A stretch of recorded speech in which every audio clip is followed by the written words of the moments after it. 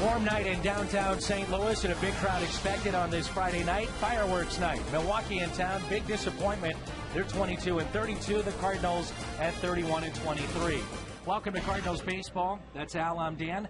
Let's take a look at the number 5 and what it means for the St. Louis Cardinals. We're going to be doing this leading up to our first pitch. Tony La Russa, 5 pennants. Adam Wainwright, 5 career complete games. Cardinal catchers have won 5 of the last 10 Gold Gloves. 5th year at this ballpark. Wainwright, 5 strikeouts as a closer, the 06 World Series, and the Cardinals won the 06 World Series in 5 games. But Al, number 5 means one thing to a lot of folks, Albert Pujols. Albert Pujols has 5 seasons of 40 or more home runs. You know he's going to add to that as the Cardinals want to add to their victory total against a disappointing team. You know the Milwaukee's going to slug the ball, but they've had their troubles with the pitching department. We continue with the theme of number 5. Adam Wainwright and Yadier Molina. Why number 5 with him? We'll tell you why when we come back.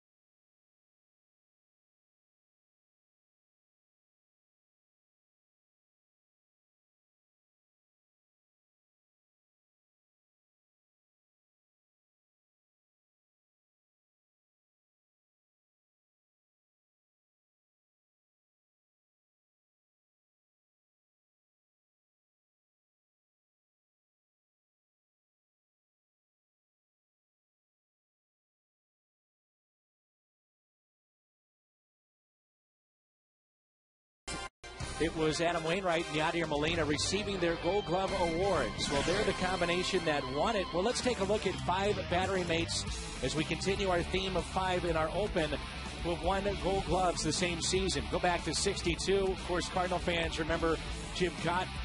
Rick Russell did it with Pittsburgh in 85. Brett Saberhagen, Bob Boone with Kansas City.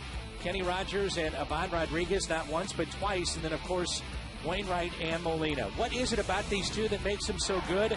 Great athletes. Adam Wainwright in high school was all-state, not just in baseball, but also in football. You see his agility, and of course we know what he can do with the baseball in his hands. Meanwhile, for the 27-year-old Yadier Molina, that was the second time that he had earned a Gold Glove. Amazing arm. He leads all Major League catchers with a 42 throwing percentage, 42% that is, since 2005, and 33 career pickoffs. That's most in the major leagues. 5 in 55 is coming up next on Fox Sports Midwest.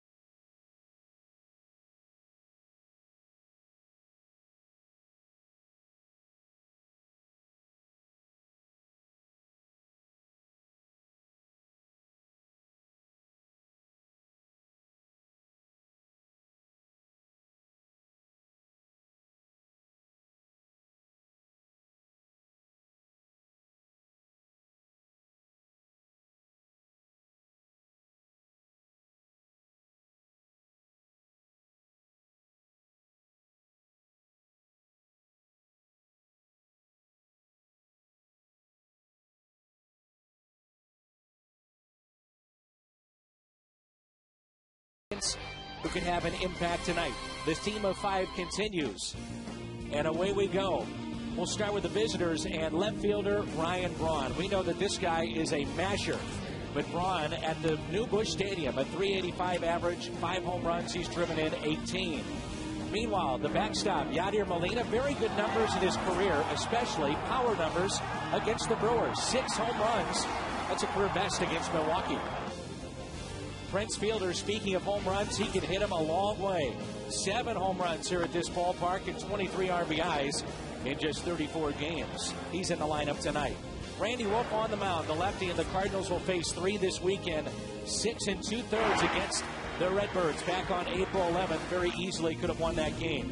And Matt Holliday, since he came over from Colorado and then Oakland and now with St. Louis, well, his numbers with the Cardinals against Milwaukee, outstanding. That's a look at 5 and 55.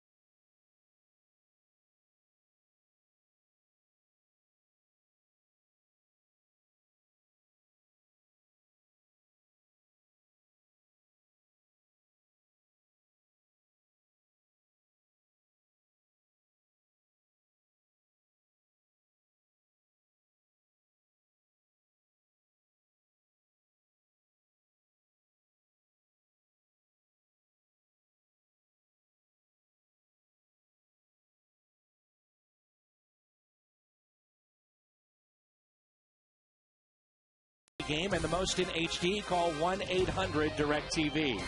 We continue with our theme of 5 edging closer to our first pitch. The 5 biggest surprises right now in the National League.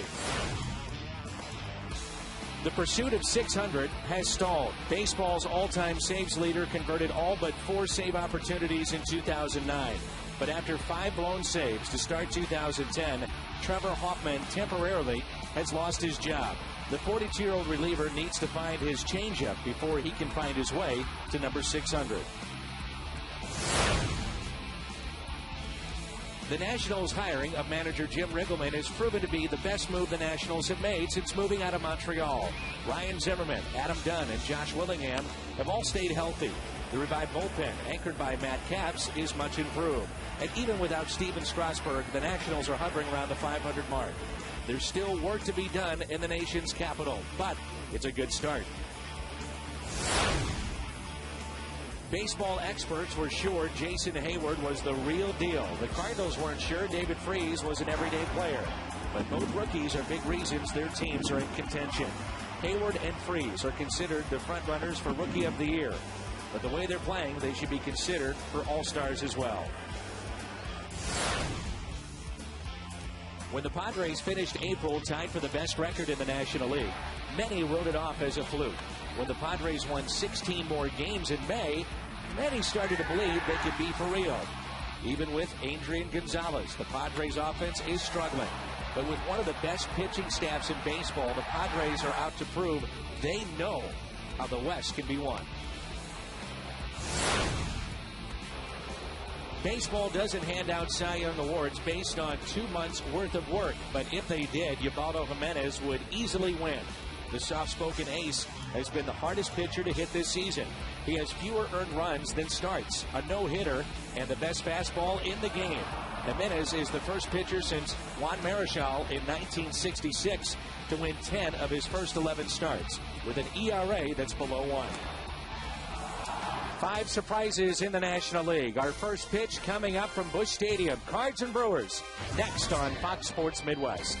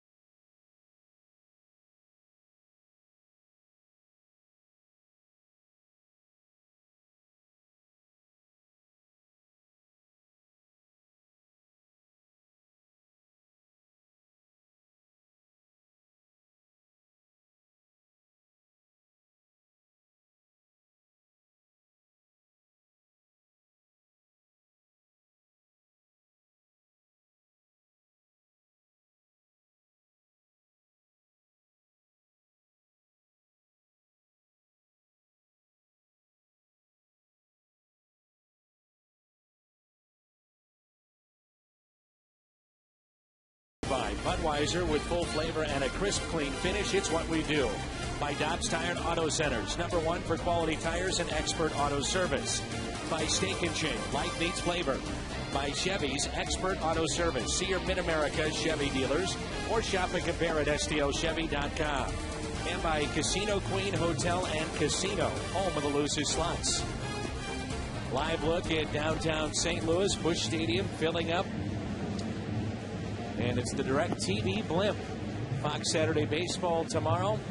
And then Sunday Night Baseball on ESPN to finish out the weekend against the Brewers and this homestand.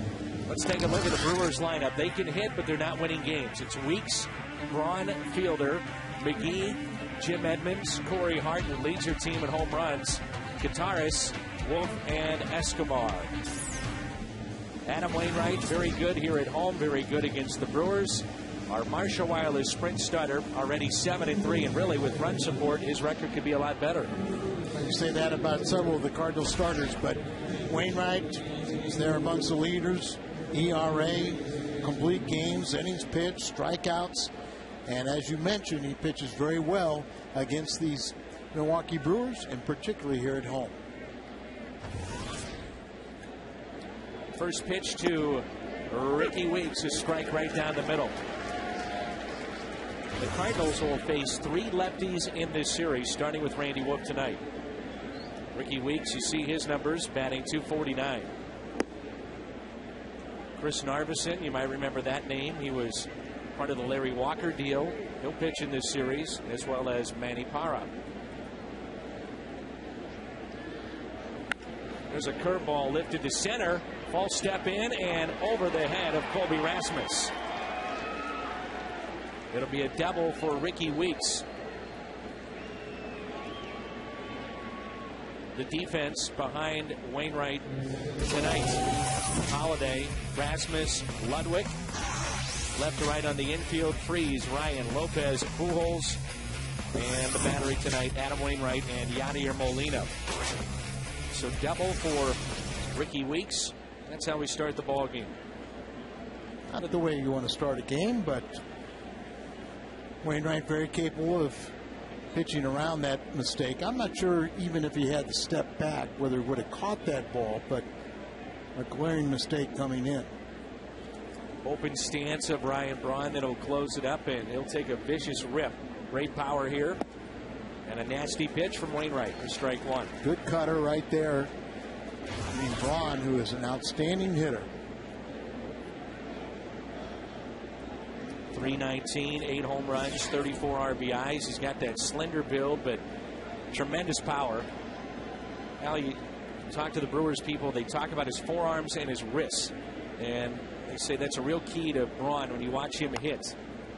Anytime I think about wrists and power, I think Hank Aaron. Well, I was going to say that power hitters of the past, 50s, 60s, really they had one common denominator, and that was the forearm and wrist strength, as that's where they generated so much power.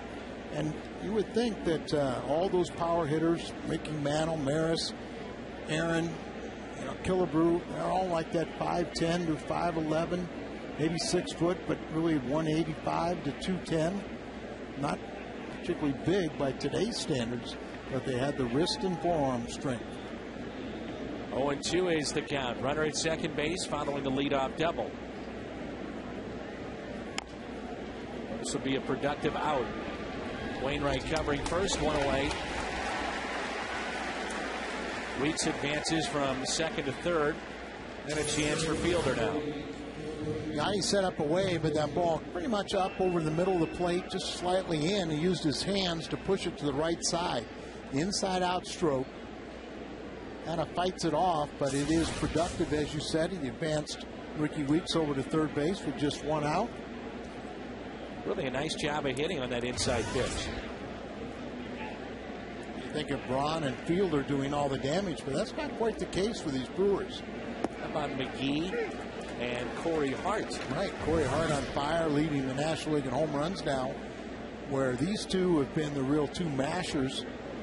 But now you know it's only a matter of time before they're going to get hot. And if you can have that 5 or 6 guys just swing the bat well, that shows you why they have such great run production throughout the lineup. Now we've heard so much about the contract of Albert Pujols, and you see Prince in the 3 games previous against the Cardinals, just 2 for 11. Now Milwaukee's got a situation here with their big man, and that's Prince Fielder here at the plate. You know, if they fall out of contention this year, is it a situation where they would trade him? And he's represented by Scott Boras, and you might remember a couple years ago, CC Sabathia was offered $100 million, did not sign, and at that time, Milwaukee brass said, look, if we sign him for $100 million, that's going to stretch us a little bit. And now you've got a guy like Fielder that will be asking top dollar in that $180 to $200 million range. Might be very tough to keep him too. Small market. Here's a 1-2 pitch. He's much younger than Albert Pujols, but a lot of people look at that body and just wonder, will it break down quicker? And that's a legitimate question. He's a big man, there's no doubt. He's had a 50 home run campaign and truly one of the best power hitters in all of baseball.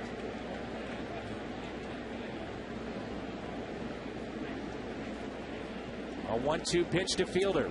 Swing and a miss. Strikeout for Wainwright. His first of the night and a big one.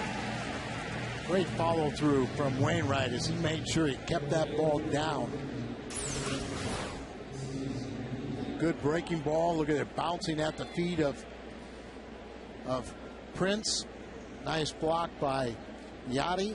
And that's what Wainwright needed, was that strikeout with the runner at third and less than 2 outs. Now he's got 2 outs, and here's the Casey McGee that we talked about. Kind of a throw-in from the Cubs. Here's Casey McGee. Now, McGee was in the Cubs system, but with Aramis Ramirez at third base, he was buried in that system and let go by Chicago. Milwaukee picked him up, And Doug Melvin even said at the time, we figured that he would be a role player. We did not envision this. Well, he's an everyday player and producing. Not here, though. Slowly hit to second. And Wainwright gets out of a jam. Cardinals coming up. Their half of the first. Budweiser helping us out with this.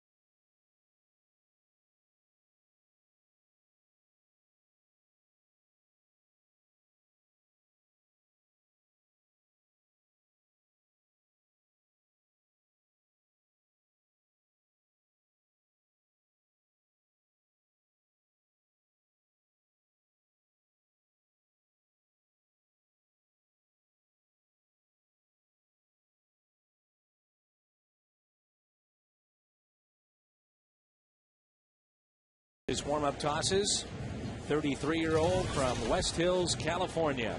And this is the lineup that he'll face here this evening in St. Louis. Felipe Lopez, the second baseman tonight. Then Ludwig and Pujols, Holiday, Freese, Molina, Rasmus, Ryan, Wainwright. Southwest Airlines starting lineup. So Randy Wolf, former Dodger, among other teams, 4-4 this year. ERA that is under 5. And a reason for that 500 record, Al, has been the great run support that he has gotten. For 9 innings, it's almost 9 runs a game. It's second best in all of baseball. And we've seen Wolf before, the lefty, really haunt the Cardinals. Left-handed pitching just seems to do that. One of those lefties, not a particularly hard thrower. Predominantly will work away from the batters, but he'll throw enough inside to try and keep them honest or keep them from diving across the plate. And a lot of times when he gets in trouble, he'll use the changeup. 2-1 to Felipe Lopez. Felipe has really done a nice job taking over in that leadoff spot. Hitting .283 overall this year. That's up and away, 3-1. And of course, Milwaukee knows a thing or two about Felipe Lopez. He was with them and was with a team that was productive. That's right. They picked him up during the course of the season from Arizona. He hit over 300 for them. Matter of fact, last year he hit 315 combined, the highest average by any National League leadoff batter. A 3-1 pitch. Now, Randy Wolf has a brother, Jim, who is a major league umpire. Of course, Jim cannot work the games that Randy is pitching. Behind the plate, right? That's right. 3-2 pitch. Jim Joyce, of course, in the news. We talked about it on Wednesday night. Galarraga of Detroit. His perfect game was a blown call. And unfortunately, Jim Joyce was the umpire. And he'll have to live with that decision forever. But to his credit, he came right out and said, I flat out blew it. And no one cannot see that he was very sincere and remorseful. And why can't they change that? It would not have changed the outcome of the game. Yeah, I'm with you. The defense, Braun, Edmonds, and Hart. McGee, Escobar, Weeks, Fielder, and the battery for the Brewers. presented by Dobbs. You can hit, they'll find a place for you. Ryan Braun, left fielder, came up as a third baseman. High school and college, he was a shortstop. Struggled at third, but now at left, and he's played just fine out there. Man, he was Rookie of the Year, and he came up in late May, and he was obviously a great choice, but he almost gave up. Defensively, almost gave up as many runs as he produced. So, he produced a lot. Yeah, and he produced a lot, but they moved him to left field that first year. I know it was late in the season, I think, before he made his first error, but still, you kind of watch him. He's still not that good of an outfielder, but much better in left than he was at third. 1-1 pitch to Ludwig. I want to go back to something that you said, and you surprised me. So you think that because it was the final out, and clearly he was out, that call should have been overturned maybe by Bud Selig? Well, only by Bud Selig. And as you say, I mean, it wasn't that the score ended 3-0 either way. The difference is a perfect game or a one-hitter. Popped up again, so 2 pop-ups to start the game. Catch made by Weeks. I always thought when a guy gets pop-ups like this, it's an indication his ball is moving a little bit. Pretty nice sight, isn't it? Great sight. So Randy Wolf gets his first look at Albert Pujols. And unfortunately, as time goes on, that play will be forgotten. I mean, I'm talking about generations. You know, he won't be down in the record books. It's the difference with immortality. Yeah. And think about it, though. That would have been the 3rd perfect game this season. And it would have been only the 21st in Major League history. McGee makes the play. And an old friend leads it off when we come back in Jim Edmonds.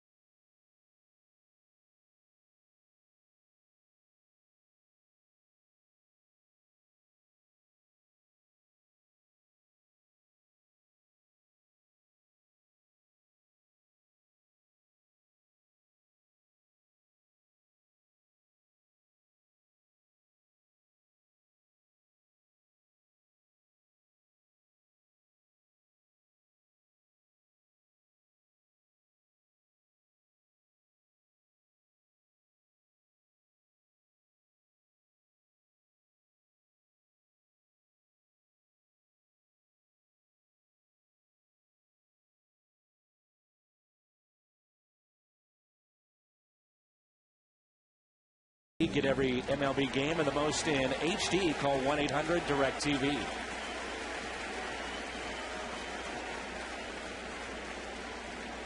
Gorgeous sight downtown St. Louis.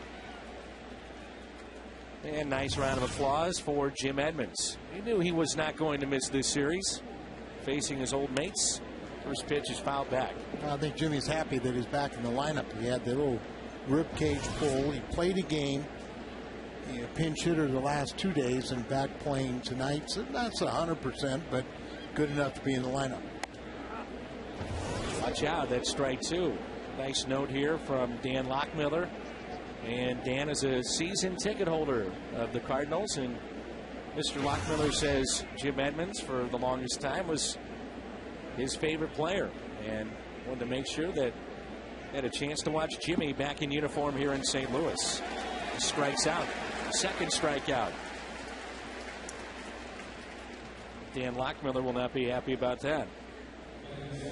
Well, our Toyota keys to the game 12 starts for Wainwright against Milwaukee. He's 5-3, great ERA. They only hit .211 against him, and the run support has been pretty good. See that the best against Milwaukee among the starters, the ERA. Here's Corey Hart, had a real tough spring. Then you look up, he's got 14 home runs to lead their club and 35 driven in. Remember, early in the season, he wasn't even playing. A lot of it was Edmonds. Right. And because those numbers were so bad, May really caught fire with the home runs and RBIs. Those 14 home runs now lead the National League. That misses in. And it's 2 balls and a strike. Cincinnati has Washington tonight. They trail 2-1. We'll keep an eye on that game. That's in the top of the 4th. A liner into right center and a base hit. Over to get it. Colby cuts it off. Hart digging for 2. Throw into second. Safe. We've been a little hard on Colby at times and totally warranted with his throws. So it's good to see him get over there, cut that ball off, and get it back in quickly. Now that should be a double, but he makes it very close by the strong throw, one of the better throws we've seen. Very good throw. And the outfielders were all taking throwing practice here today. That replay right there showed us a lot closer than what we thought. Sure was. If Colby told me before the year he was almost drafted by the Yankees out of high school as a pitcher. His brother, I believe, was drafted by Atlanta as a pitcher. Right. Threw a no-hitter in the minor leagues. Here's Contreras, who's hitting .233, 5 home runs, and he has driven in 14.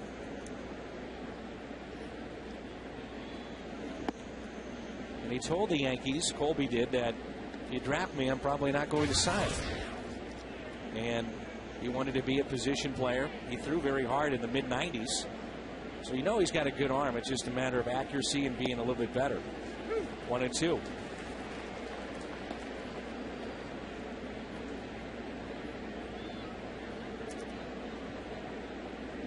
Wainwright facing 3 lefties in this lineup if you include their pitcher. The 1-2 pitch in the dirt. Now, what is it about Wainwright that has made him become now one of the elite pitchers in baseball? Not just a good one, he's one of the elite guys, and the numbers show it. No doubt about it. First, I think it starts with his physical ability. But what really transcends you and become, as you say, an elite pitcher is the mental aspects. The dedication, the hard work, the ability to take that scouting report that Dave Duncan gives you, take it and perfect it on the mound during the game. It's already 3 strikeouts. He's amongst the league leaders in those strikeouts. You can catch Cardinals crew tomorrow morning. Fred Bird is hungry and eating everything in sight. Find out what it is. It's Cardinals crew, made possible by Shriners Hospital for Children. They're Saturdays at 11:30 right here on Fox Sports Midwest. Pitching the batter 8th, and when you talk about perfection on the mound, and we talk about Wainwright, you know, it's gone to that elite status. We're talking about someone just reaching the same status that Carpenter has. He has now a record of 75-25 with the Cardinals. Only 3 other pitchers in the history of baseball have won at least 75 of their first 100 decisions for one team. Carpenter's one of them. Pedro Martinez, Cy Young, and a pitcher back in 1890. Tell me his name. I think I was a teammate. Bill Hoffer. Yeah.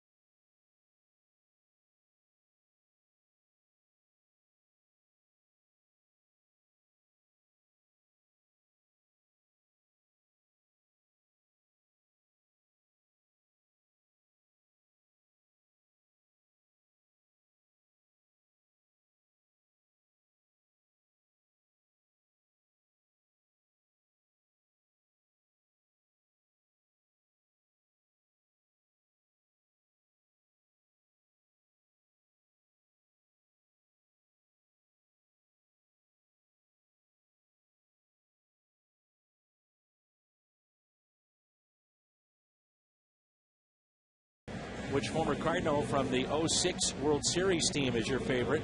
Eckstein, Edmonds, Roland, Suppan. Text former A, B, C, or D to 432-432. Before the game, Jimmy signing autographs. That's a good poll right there. Interesting to see what the fans think. And a former World Series MVP. Edmonds was here for an extended period, just like Roland. Suppan was the NLCS MVP, '06. And Suppan is not in their rotation. He is, though, in their bullpen. Tough season for Jeff Suppan, and it's really second in a row, but you know, Jeff did his best pitching when the Cardinals got in the playoffs. Excuse me, yeah, when the Cardinals got in the playoffs. There you see Jeff. Very proud man. I'm sure it's tough on him. Here's Matt Holliday to lead it off here in the bottom of the second. No score. Holliday starting to heat it up a little bit. Average up to 310, 6 home runs, and he has driven in 24. Hits it down the right field line, slicing it out of play. We hope to visit with Sam Bradford, Rams quarterback from Oklahoma. And normally when you throw out a first pitch, it's one of the rookies or one of the younger players, not a veteran, that will catch the first pitch. But tonight, number 7 was behind the plate, Matt Holliday. A couple Oklahoma boys, right? That's right. But Matt was a good football player in his own right. No doubt. He was telling me that at the time he was probably a better football player than he was baseball in high school, and highly recruited.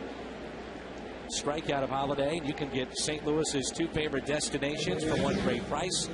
The Cardinals Six Flags double play combo. For just $50, you'll get a ticket to a Cardinals game and a one-day pass to Six Flags St. Louis. So get your double play combo right now at Cardinals.com. If Sam Bradford can throw the football like he did his opening pitch, the Rams will be okay. Opening pitch was a little heat on it. Yeah, looked great for him. I don't hear you compliment many first pitches, but you were very complimentary of that first pitch. I must say I don't. But that one was, I was impressed. Wasn't the first time he's been on the mound. Very good athlete, golfer, loves hockey, baseball fan, and certainly, as we know, a big football fan. And now the Rams quarterback. Will he be the starting quarterback? We'll have to ask him. We'll put him right on the spot. All right, Sam, welcome to St. Louis. Are you starting? A lot of fans watching tonight. Give us the truth. What do you think? You think that'll go over well? If he says my partners, the ownership group and I say yes, it's one thing, you know. But I'm sure he'll have a very appropriate answer. I'm sure it'll be he wants to be. 2 outs, and here's Molina. The thing is, when you throw out a first pitch, there isn't some guy that's 300 pounds ready to crush you. You can take your time. It's dragging you down. Here's the 0-1 pitch to Yadier Molina. He rips it to third, and McGee is there. So we play 2 here at Busch Stadium. NL Central showdown between Milwaukee and St. Louis, and there's no score.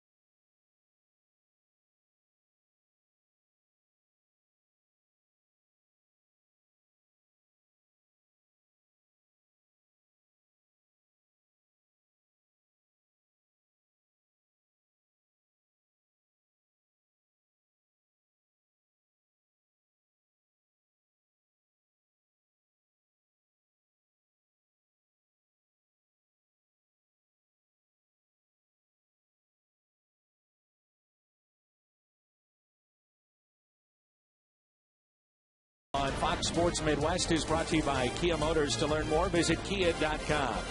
And by Jack in the Box. Try Jack's new grilled breakfast sandwich on grilled bread with a cup of the new Kona Classic coffee.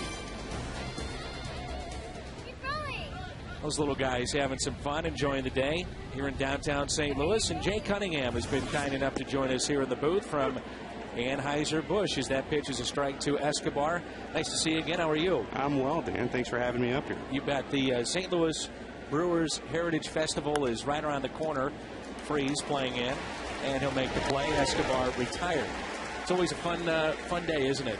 Absolutely. Absolutely. It's a beautiful night, and hopefully for June 11th to June 12th in Forest Park, for the 4th annual St. Louis Brewers Heritage Festival, we'll have wonderful weather like this as well. Yeah, no doubt. And this goes to charity. That's something that needs to be pointed out. Absolutely. The beneficiary of the Brewers Heritage Festival is Live for Life, which is a nonprofit organization in the city of St. Louis, and it goes to help inner city youth after school programs. And this year's festival includes 3 individual sessions spread over 2 days. So this begins on June 11th and also carries over to June 12th. Correct. It's in its 4th year. We've sold out the first 3 years. We're anticipating another sellout this year.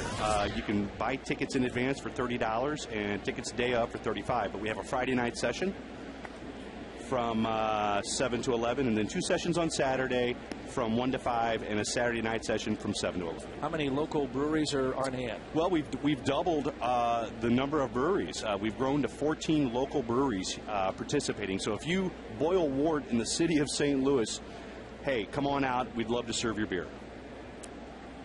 More than 60 lagers, ales, and specialty beers will be on hand. Again, Jay Cunningham is with us from Anheuser-Busch. And this is Ricky Weeks. So we are at the top of the lineup here for Milwaukee in a scoreless ball game here in the 3rd. And it's the 4th annual St. Louis Brewers Heritage Festival. And to find out more, stlbrewfest.com, right? That's correct. That's correct. So rain or shine, we're going to be pouring over 65 different styles of beer. And primarily, the thing that sets this festival apart from other beer festivals in the United States is that this is a festival of education, not competition. We're all about styles and varieties, the complexity and sophistication of beer. So for 4 hours, you get an opportunity to sample over 65 different styles. And again, that is June 11th and June 12th. How about a number to call?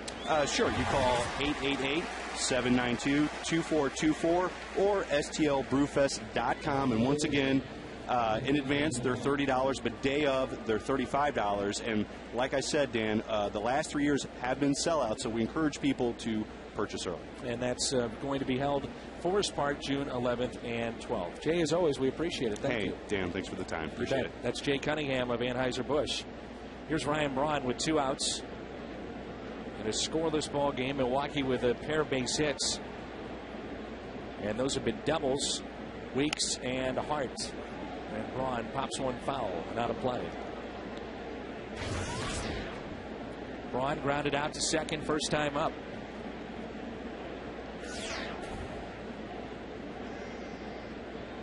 It's a live look from our blimp overhead.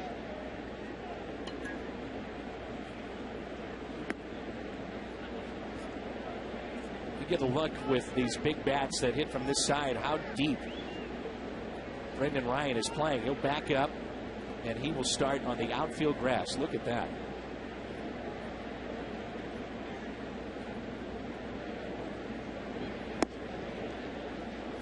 Two and one the count.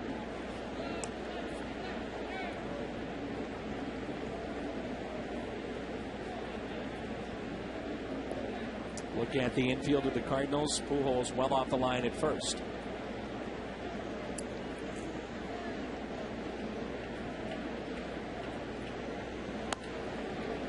Backhanded by David Freese. Strong throw gets drawn. Nice play by the St. Louis and David Freese. No score.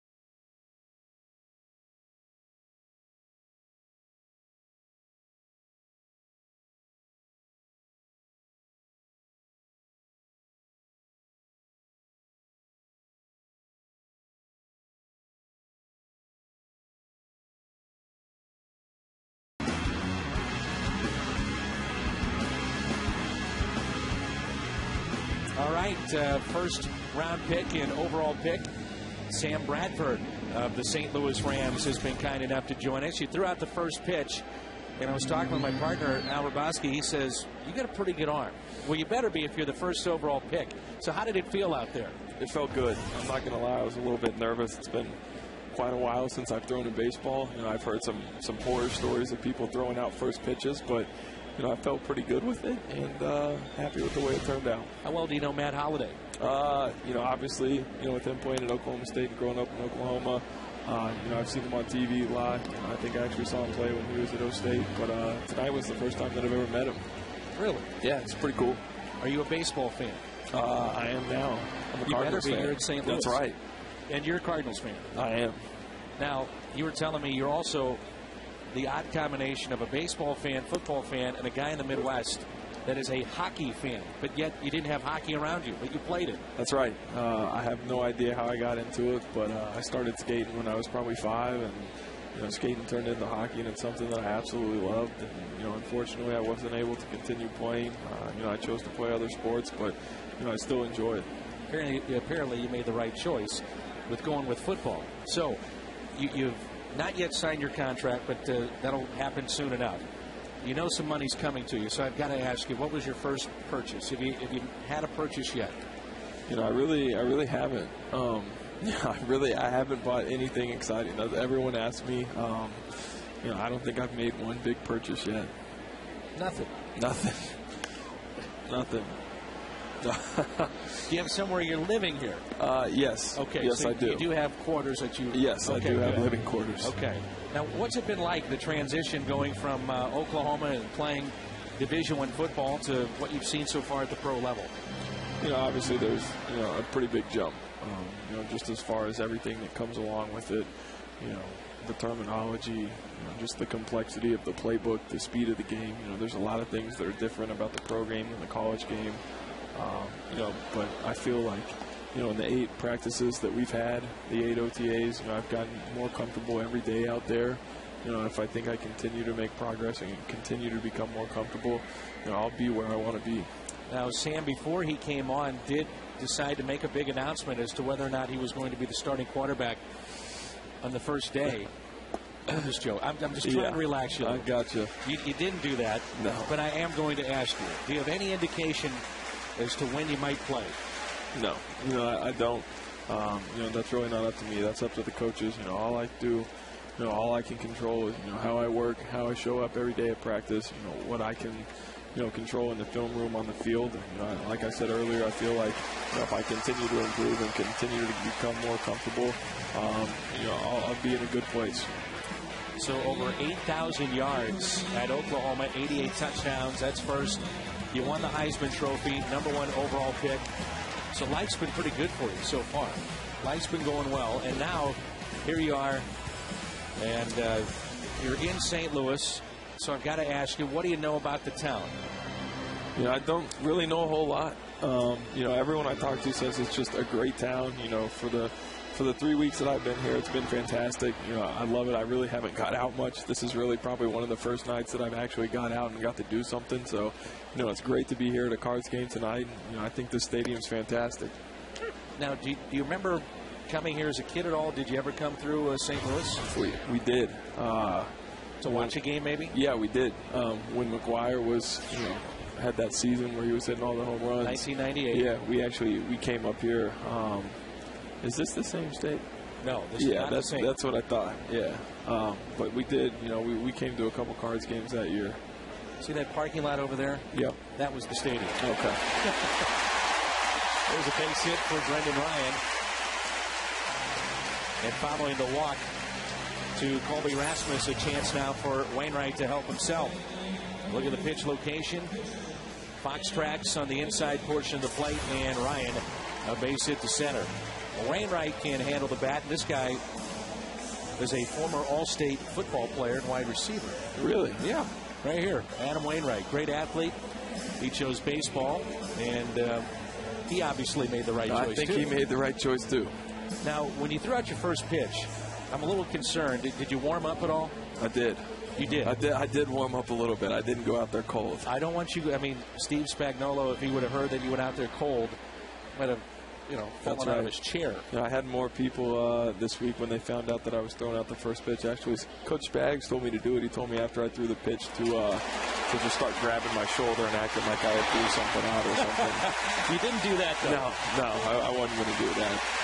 Sacrifice is good for Wainwright. Now here you are again.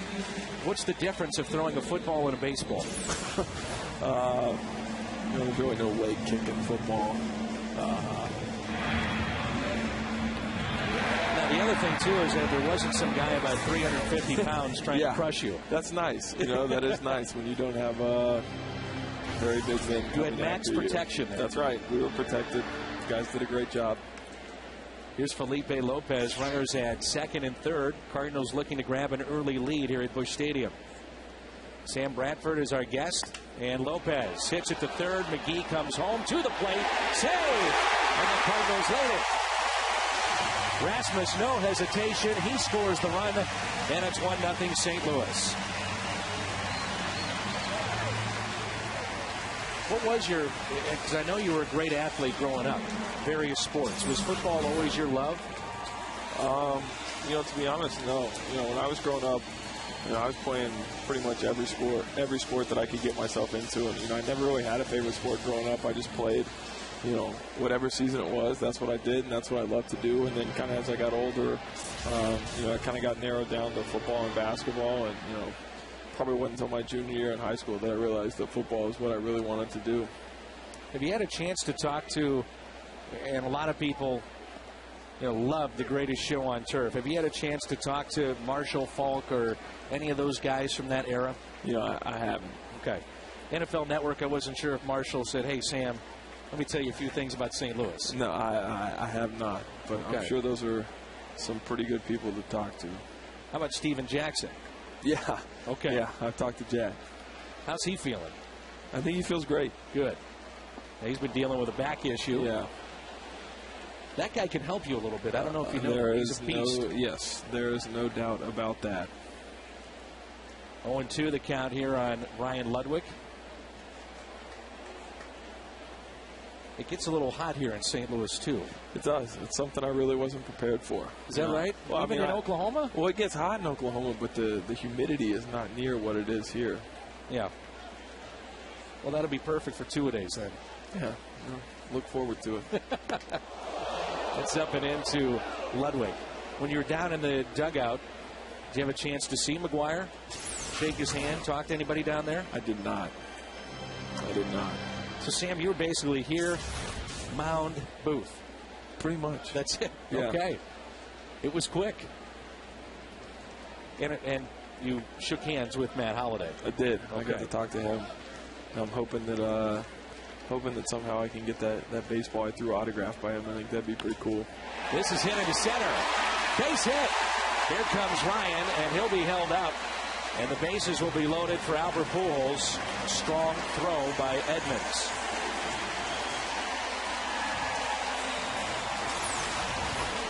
Take a look at the infielders. A place to go for everybody. Ryan was being waved in. You saw the pitcher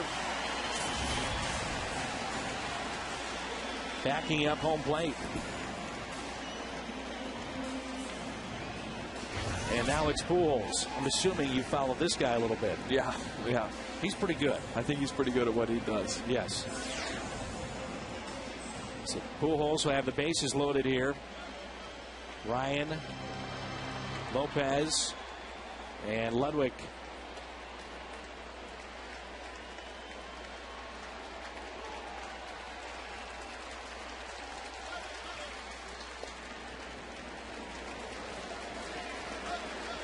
Ball 1-2 Pujols. Outfield deep. Even Edmonds, though, playing a little bit more shallow than most center fielders, but we've grown accustomed to seeing Jimmy do that. This crowd ready to explode.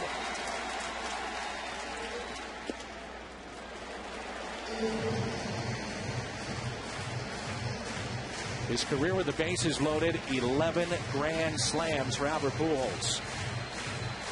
And a .409 average when they're loaded.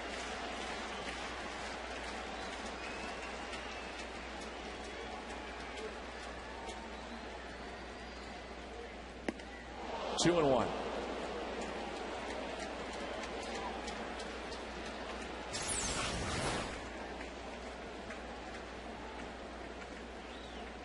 Kind of get on the edge of your seat, don't you, with guys like this? That's a big cut right there. 2-1 the count here in Pujols. Hitting .327 with runners in scoring position. Albert hits it out to left. It will carry near the track. 2 runners will tag up, maybe even 3. Throw comes in to the shortstop. It makes it 2-0. Pujols picks up the RBI, and that's number 40.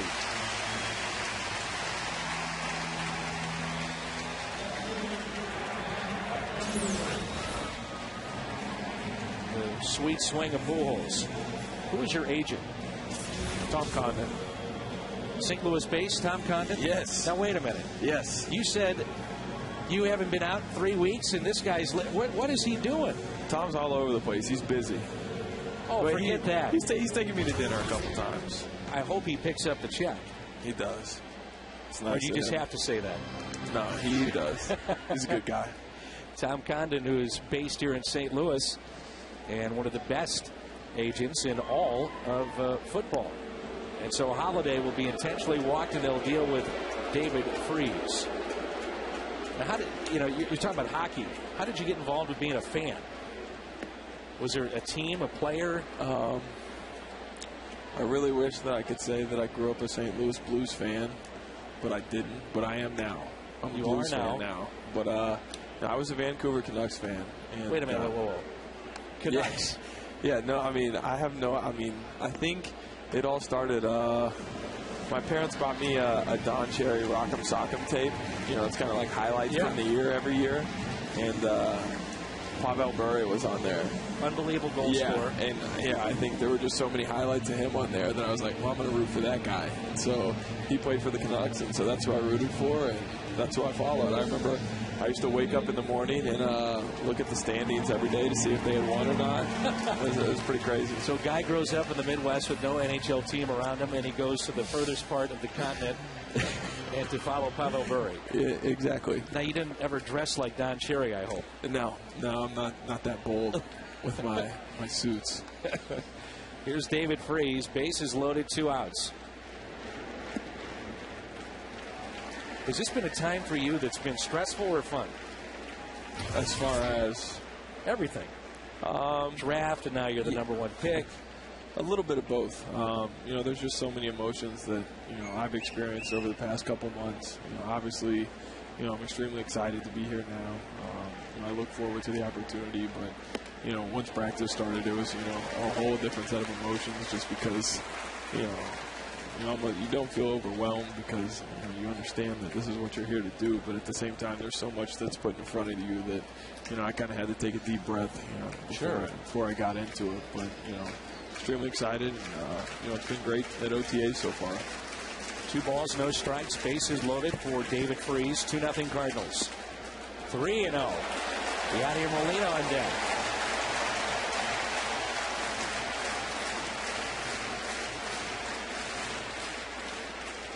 If your agent is, just happen to be watching right now, you probably should advise him to pick you up and take you out and maybe show you the town a little bit. That's just my bit of advice. Yeah. He's in L.A. right now, though. So that's not going to work. That's not going to work. Okay. 3-1. When he gets back, though, I'm going to hit him up. Are you single? Are you married? What's the deal? I'm single right now. Not married. So we got the number 1 quarterback, number 1 pick, single in St. Louis. Okay. Just trying to help you out here, Thank Sam. you. I appreciate that. Here's a 3-1 pitch. 3-2. Where did you warm up? I'm curious because you just popped right out. Were you in the cage? Yeah, I was in the cage down there. But I was a little bit nervous about throwing off a mound. It's easy to throw on a flat surface, but when you get up on that mound, I was a little bit nervous about that. Well, we were impressed. We were impressed. Here's a 3-2 pitch. Runners go. Freeze. Call, third strike. Sam Bradford, have a long, great career here in St. Louis. Congratulations. Thank you. Appreciate it. Thanks for having me. Free strikes out with the bases loaded. Let's take a look at it. Fox tracks.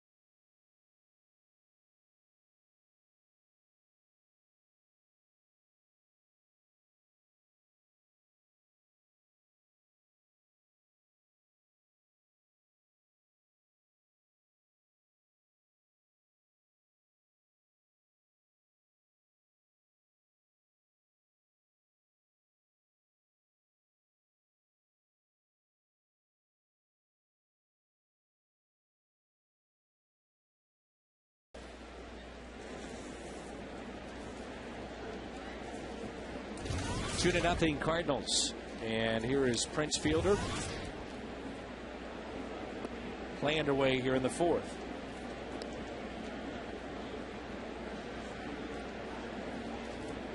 Good luck to Sam Bradford. Seems like a nice young man. Not flamboyant, I can tell you that, Al, but very nice guy. I asked, you mentioned it that usually a rookie or a first or second year man catches those first pitches, and Matt Holliday went out there, and I said, did you know Holliday? He said, well, from Oklahoma. I knew of him. I was putting him on TV and stuff, but I don't know him. And he goes, I regret I didn't get the ball signed by him. And I said, well, he probably doesn't know he's supposed to sign that ball either. Al, if you would have listened to my interview, Dan, I found all that out. Dan, if you would have noticed that when I'm back there, there's no place to listen without disrupting you broadcasting. I just wanted you to know that. And give you a little that's trouble. A copy that you really want to get to and read. And read it all. The Eagles, Al, are coming to Busch Stadium Thursday, June 24th with special guests, the Dixie Chicks. And this weekend only, right now, you can get 50% off all remaining Eagles concert tickets. 50% off. And tickets are available at the Cardinals website, cardinals.com/Eagles. Enter a coupon code EAGLES to receive 50% off on all remaining tickets. So just head to cardinals.com to find out more. Eagles coming June 24th. Al's favorite special guests, the Dixie Chicks. 50% off tickets this weekend. One ball, no strikes on McGee. Grounded out to second his first time up. That backup band is not one of my favorites. First pitch strikes. See 10 of 13. First walk was allowed as he fell behind the count of Prince. And I'm not going to sing because you mentioned all these special guests. We were asked if we could embellish a little bit and maybe sing during the program, but I respect our audience. I will not sing to them. The Eagles, 50% off tickets, cardinals.com. I'll tell you Joe Walsh stories, Glenn Fry stories. We've already heard them, Al. McGee hitting .296. 9 homers. He's driven in 41.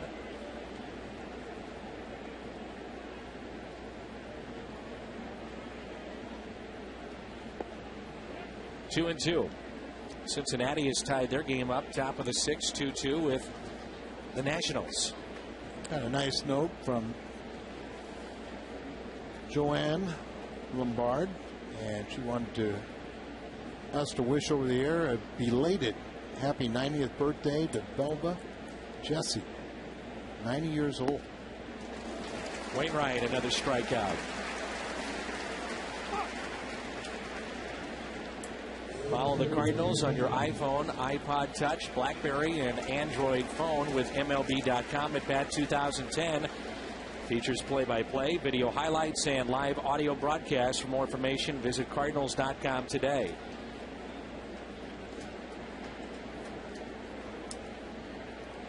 Four strikeouts already from Wainwright. Here's Edmonds. I don't know about you, Al, but you know, Jimmy to me would be one of those guys that if Milwaukee falls out of the race, you could see him winding up as a DH in the American League. You could see him being a veteran left-handed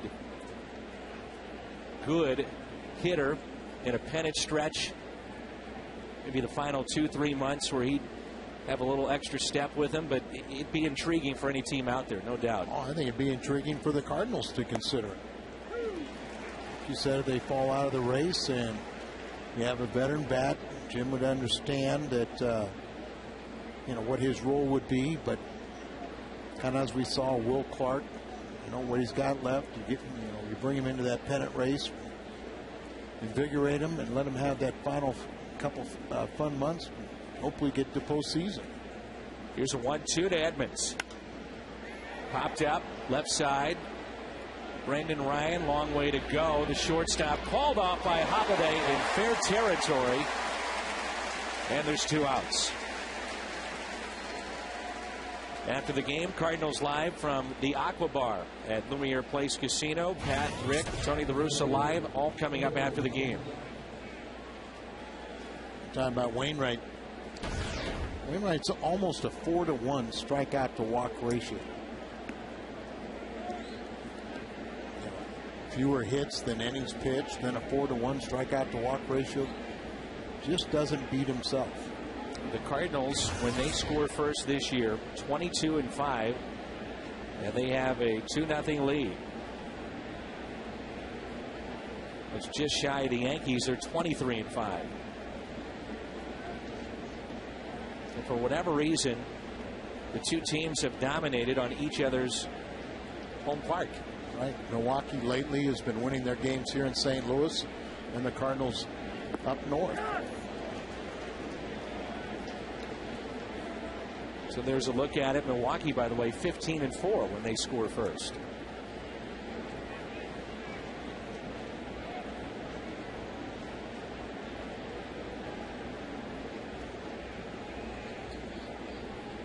Another curveball. And a swing and a miss. Not only is it another curveball, but just a dynamite curveball. Look at the location. You know, it starts out on the outside part of the plate, probably on the corner, then breaks down and away, but tempting as it's coming into a hitter and then beyond his reach. Swing and a miss. Strikeout of Hart. He's 1 for 2. Wainwright with 5 Ks on the night.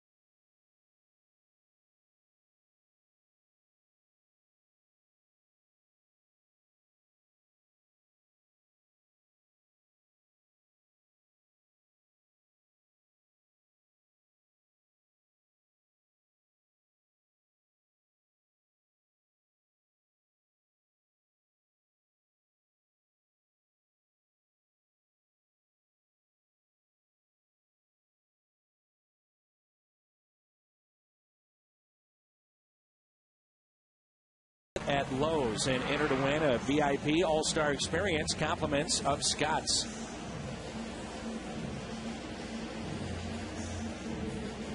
Beautiful scene there here in St. Louis. I'm looking forward to the Rams this year, watching Sam Bradford. How about how big he is? Big kid, isn't he? Well, remember you were talking about that 300-pounder dragging him down. Well, he might be able to fend him off and complete that pass. Here's Yadier Molina. You always think about Mike Shannon. You know, the great throwing arm he had when he was at Mizzou. A lot of people said if he would have stayed there, he would have been a Heisman, definitely would have been a Heisman candidate. Jack Buck used to always say that. But, you know, if you think about it, when you had Bart Starr and Fran Tarkington and all those 5'9", 5'10" quarterbacks, Mike was a pro set quarterback back in the 60s. And what, 6'4". Hit again to third, in on the hands, and one away. On Saturday at the Magic House, you can enjoy the kickoff of Fuel Up to Play 60 Summer Experience. Throughout the summer at the Magic House, kids will enjoy Play 60 activities, receive special MVP badges for participation. Get more info at magichouse.org.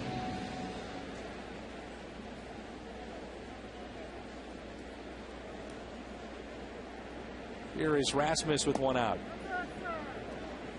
When you were playing, Al, you know, you think back to Old Busch Stadium and the crossover, I'm sure, at the end of your season, beginning with the football Cardinals and sharing that stadium and the facilities. You're right, Dan. When we were going out to batting practice, the cardiac cards were coming off the same field. We got to know each other very well. A lot of the Blues Cardinal players, you know, with small world, with, you know, there's so many different charitable organizations that we're all together with, and a lot of us are still good friends. To your golf tournament, Conrad Dobler would always come in, and boy, he's been through a lot in his life. Man, oh man. A lot of people don't know it, but Phil Mickelson, you know, helped put his daughter through college. Right. Read about his problems, and you know, it's Phil Mickelson, the PGA golfer. Right. And, you know, Conrad, I don't know if it's 7-8 years ago, but his wife had an accident with the family hammock and fell out of the hammock and became a quadriplegic with all his knee surgeries. You know, one time they were talking about amputating his leg, and blood clots and staph infections, and just, you know, at one time he had his leg opened up because of a staph infection for 9 months, just had concrete blocks inserted again. Taking IVs. Well, you would just hope that the players of today would get that understanding of what those guys meant and what they went through to afford them the opportunities now, the kind of money that they make, and donate some of that money back to the fund that those former players that desperately need it, like Conrad. And I don't understand it, but there's really literally only a handful of guys that have full disability. That just doesn't seem right. And just about everybody I know have had their hips, knees replaced. And you know that was accelerated playing the game of football, especially on that turf. No doubt.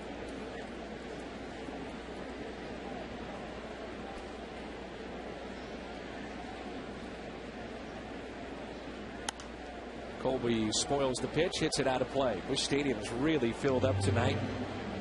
And fireworks coming up after the game. Giveaways all weekend long here at the ballpark. Best promotion, winning baseball, and that's something the Cardinals have been doing. Have a little fun as they're starting to score runs, matching the good pitching. 2-2 is hit on the ground to second. It's the 17th pitch that Colby has seen tonight. He has seen 17 of the 60 that Wolf has thrown. So 2 outs, nobody on. This stayed in history back in 06. Edmonds goes 3 for 3. Couple of runs, 2 RBIs, helping the Cardinals beat the Cubs 9-6. Jimmy, part of those classic battles with the Cubs. He was hit by Zambrano and then would take him deep at Wrigley Field in Chicago.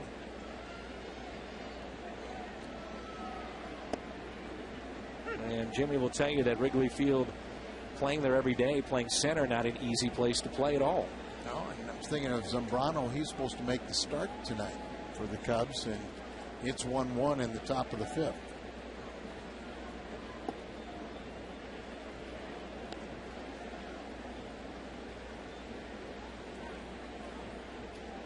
Chase Vandalo, happy birthday, as he works with Ann Carroll there on the left. That is an outstanding young man.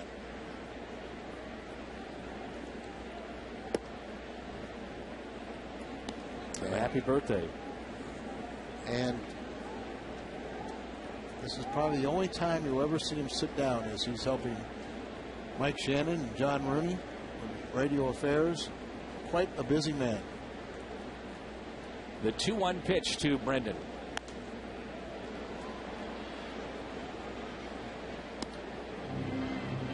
In St. Louis, Al Raboski, Dan McLaughlin with you. Our crew, Fox Sports Midwest here in St. Louis. Gorgeous shot from the blimp. Dan, if you would donate about 10% of your game salary, we could probably have that blimp every night for the game. Come on, Al, you're better than that. Okay, 5%. That's a fair ball. Ryan on his way to second, and in there safely. Brendan Ryan is 2 for 2. He's starting to hit the ball with some authority. Yes, and it's really nice to see as Brendan, who got off to that horrible start, really did have a defense struggle also, but now he's starting to turn on some pitches. I saw they were playing Jim Edmonds in center field all the way over in right center, and they're getting that much better look of his balance. He's waiting back, clearly a fair ball, and instead of lunging all the head movement, now things are a little more steady, making more solid contact and driving the ball. So 2 outs, runner in scoring position. Wainwright sacrificed first time up. Cardinals with 3 base hits. Hard to believe that Adam doesn't have an RBI this season. And only hitting 100. Right, only 3 for 30, but we know he is very capable of helping himself. Adam Ottavino will get the start for the Redbirds tomorrow. All the scouts are in town with meetings with the upcoming draft on Monday night. And they'll see Ottavino.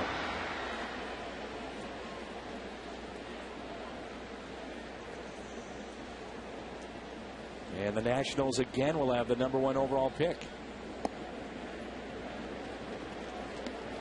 Represented by Scott Boras, and they talk about the young man who's a catcher and probably will be moved. There's no doubt he is the #1 pick. Clearly, yeah, clearly would be the #1 pick. Just question, Washington wants to take him. They have to take him. They'll find a way to negotiate the deal. I talked to Jeff Luno yesterday, who coordinates the draft for the Cardinals, and I asked him about that, and he said Strasburg is once in a lifetime type of pick, and he said most people believe that this kid is too. He's that good. Now, what was the story that they had him take his GDP early so he'd become eligible? Is that the right guy? Yeah, he got his high school diploma essentially early, then went to a GED. GED? Yeah, and then he went and played in a junior college league that had wood bats, in a very competitive league, so that he could advance and move quickly and get those years under his belt and then become eligible for the draft. 3-2. So he could get to the big leagues early enough to where in his middle to late 20s he's eligible for free agency. Technically, yes. Yeah, so I mean that's the one drawback where you get a player so young, so accomplished, who gets to the big league so early that still learning, progressing, and by the time he becomes free agent that first time, he still hadn't reached his best years. McGee across the diamond. Wainwright retired.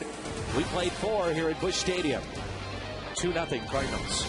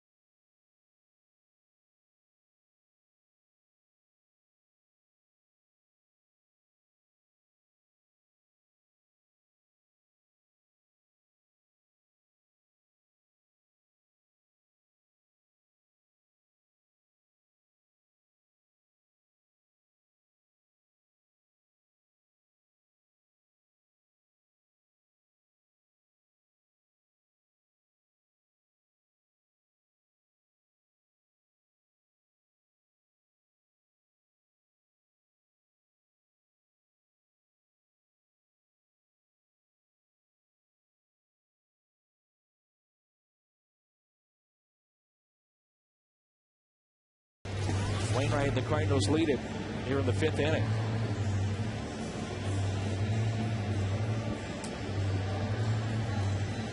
Cabot Woodstein, legendary performance. We'll take you back to 1982. Bob Porsche wins game number 100, complete game, as he allowed 4 hits, 2 earned runs, knocked in a run with a sacrifice bunt. It was against the Dodgers. Bob Porsche, very good hitting pitcher. First sign, he was a third baseman. I saw him play third, and I understand why they made him a pitcher. Couldn't field or couldn't hit a curveball. It was the hitting.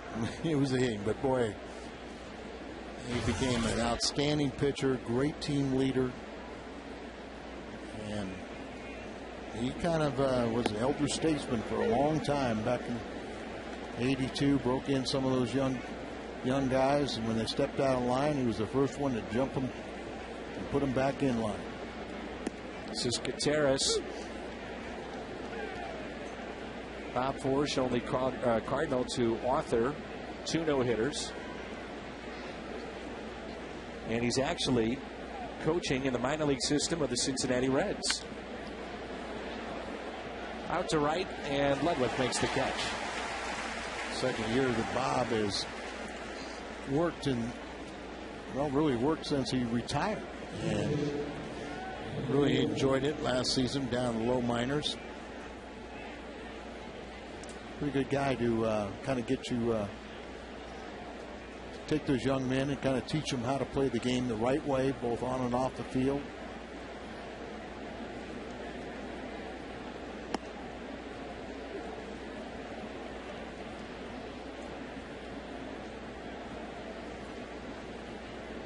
Beautiful views from that blimp tonight. That's outside. 1 ball, 1 strike.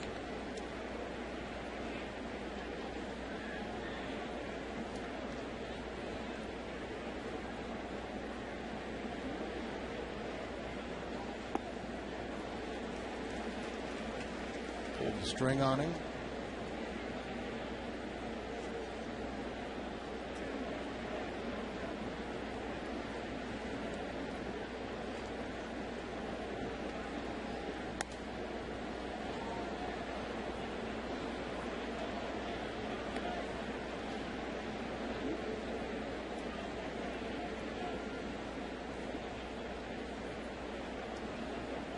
Wolf hitting the ball well this season.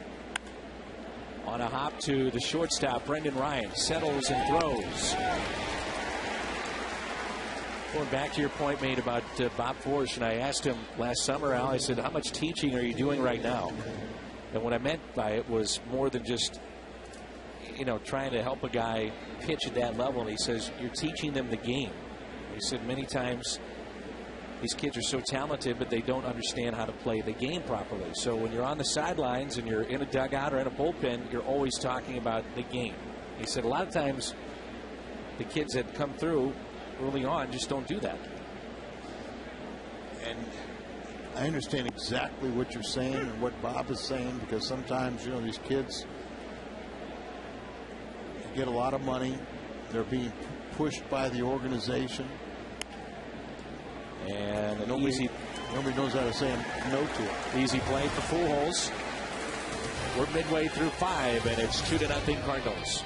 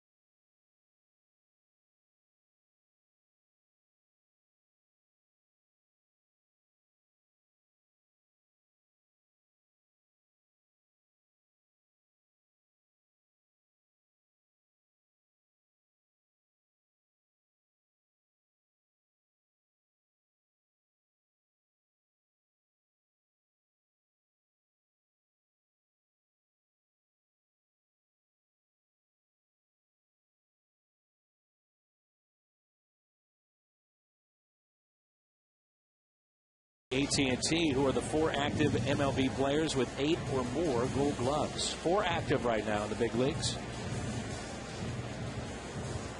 Andrew Jones, Torrey Hunter, Ichiro, who we'll see in interleague play come through St. Louis, and Jim Edmonds. Jim Edmonds, you take a look at his numbers, Al, he is borderline Hall of Fame. I think that's one of the reasons why you like to pad them a little bit. Here is Felipe Lopez, who rips it to short for the first out. You can bring the family down on Sunday. 2 hours prior to the Cardinals game, enjoy frozen treats, fun prizes. Number to call, 345-9000. It's courtesy of North Star. It's Ice Cream Sundays.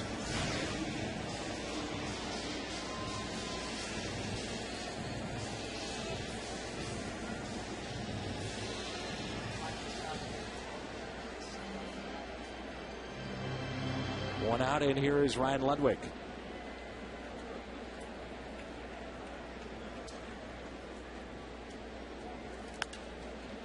First pitch is hit out of play.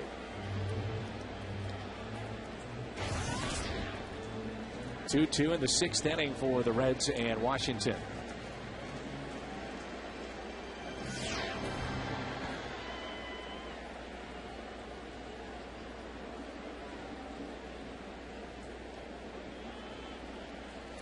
Here's the 0-1 pitch. Ludwig, a broken bat, lifted into shallow center. And, oh, what a catch! An amazing play from the shortstop of the Milwaukee Brewers, Mr. Escobar. What a catch! And an ice cream cone. If you've heard us describe that on a catch sometime, you'll see what we mean. As watch, he catches this right in the webbing. As you can see the ball right out there just hanging up there like an ice cream cone, or the ice cream in the top of a cone. But that was an outstanding play. And a very pretty one on top of it. Exmo Cam presented by Plaza Tire Service. Here's Pujols with 2 outs in, nobody on. As a sac fly tonight and an RBI.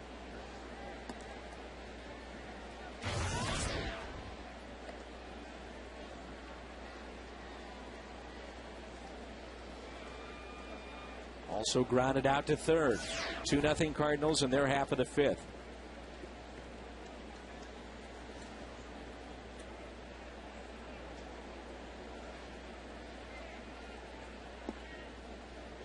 Two and 0.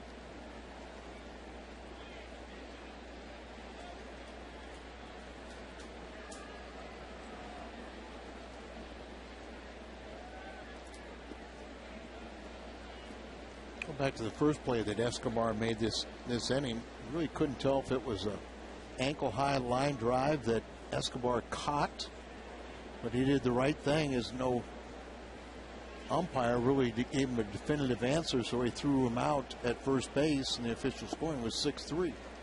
And a walk to Pujols. And a look at our What's on Tap, which is presented by Budweiser. Our next telecast on Fox Sports Midwest will be on Monday night, 8:30 local time. Budweiser, the great American lager.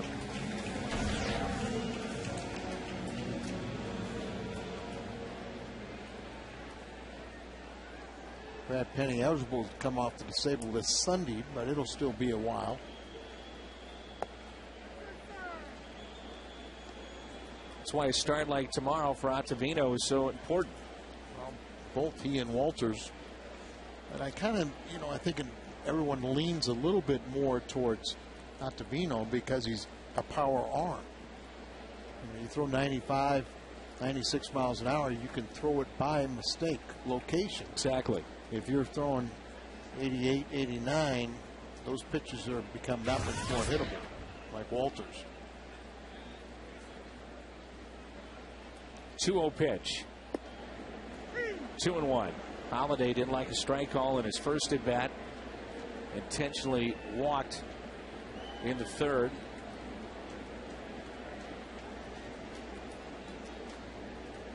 Fox tracks would show us it was a strike. The 2-1 pitch to the Cardinal left fielder. 3-1. David Freese on deck. 68 miles an hour on the breaking ball. Randy Wolf, good competitor. Obviously, we thought he would have better numbers coming over to Milwaukee.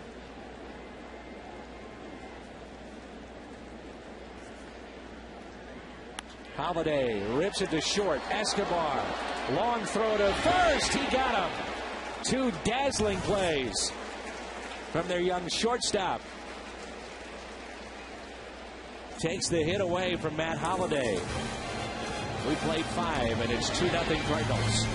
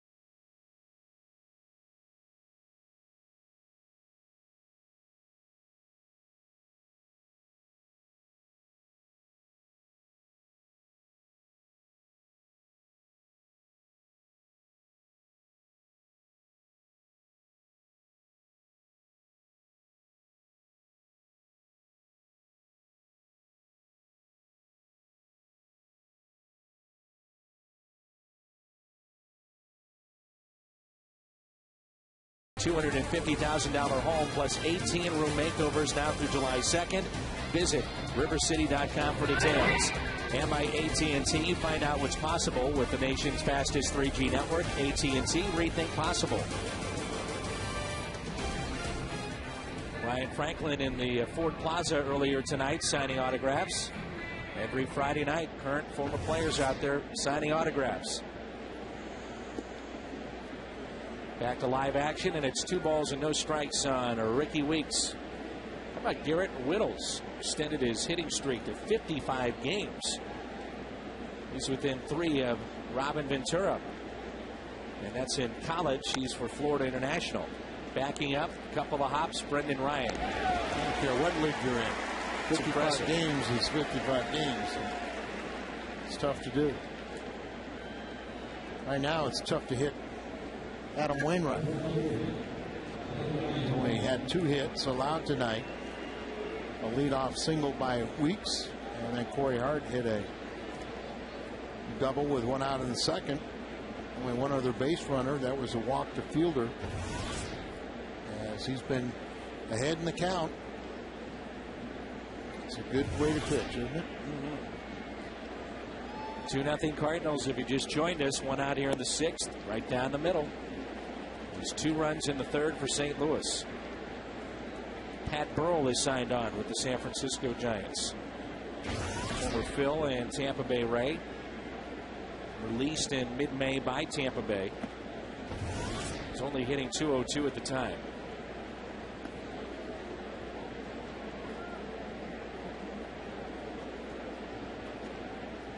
With the Rays, he was their DH, and now will be used as a extra outfielder. Strike 2.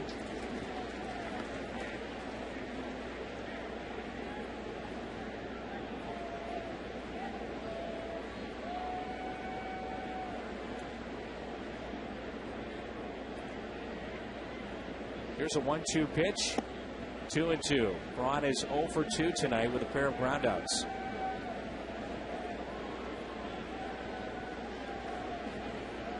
News is not getting any better for Cleveland. Grady Sizemore out for the year. Had the knee surgery. Microfracture knee surgery. Just can't keep him healthy. 6 to 9 months, that recovery. Here's a 3-2. Fastball away did 1. Fastball in did 1. 1 to Cutter.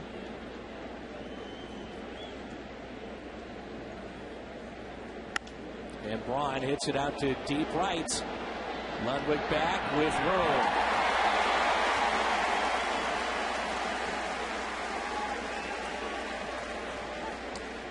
June 18th, you can bring the family to Busch Stadium for Merrimack Caverns Night. All kids 11 and under receive a coupon good for 1 admission to Merrimack Caverns Cave Tour and Boat Ride. It's hot outside, but always a cool 60 degrees inside the cave. 3-2. He let that ball up a little bit, but Braun hit it hard. But Ludwig made the play at the track. Here's Fielder. A little bouncer to first. Has to wait for Pujols. Gets Wainwright out of the way. 2-0 midway through 6.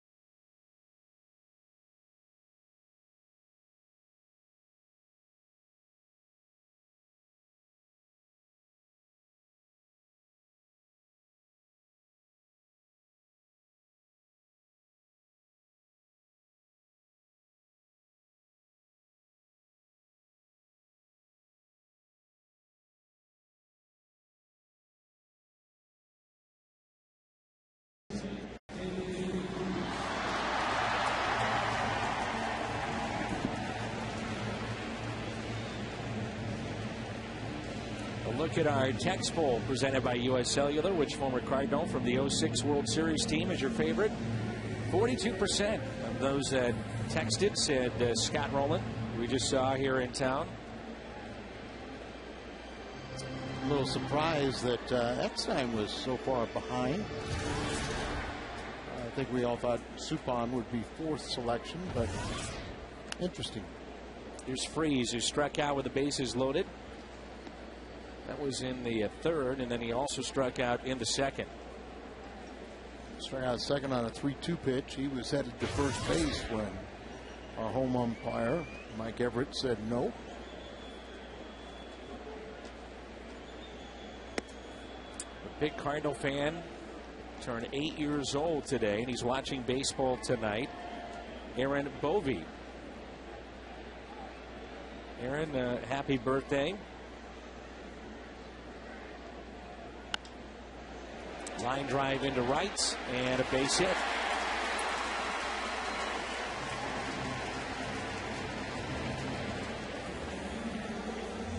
So leadoff hit for the Cardinal third baseman. Pretty steady right there. Contact being made, and it's rewarded with a base hit.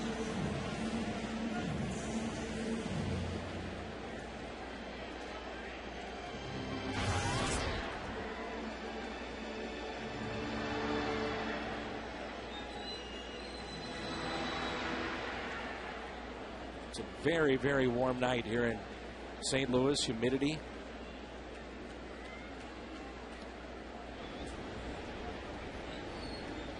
And Milwaukee got into their hotel about 3 a.m. this morning. Then all of a sudden they walk into the heat of St. Louis too. Sometimes it's troublesome for the dome teams, and of course with a retractable dome like they have in Milwaukee, you just hope they have enough time where they can be run, you know, with the dome open and kind of get their acclimated to the heat. But didn't get that hot in Milwaukee this early. Well, they have about a 3-week summer. Seems that way, doesn't it?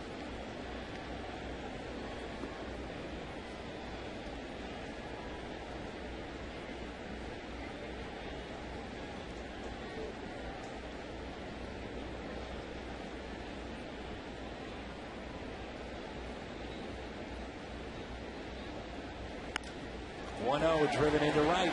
Hart on the move, makes the catch. And Freese has to retreat to first.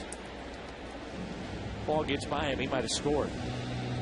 6, a serious number. Cardinals score 6. You get a 20-ounce coffee, found or frozen drink for just $0.25 the next day. And on the run at mobile, win or lose, Cardinals score 6. You score 25-cent drinks at On the Run. I thought he got this ball down, and that was going to be a base hit, and a little disappointed that his line drive was caught.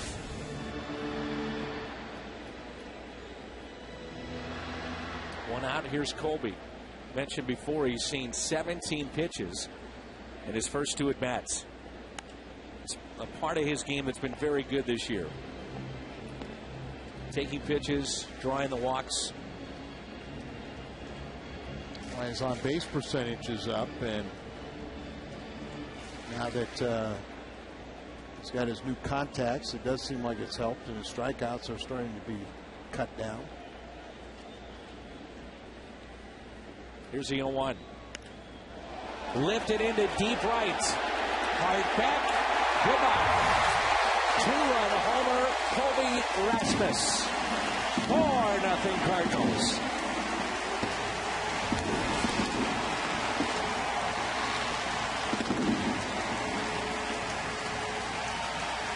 Talking about all night how many pitches he was seeing. Well, he didn't take that long to center one of them. Colby hits his 9th home run.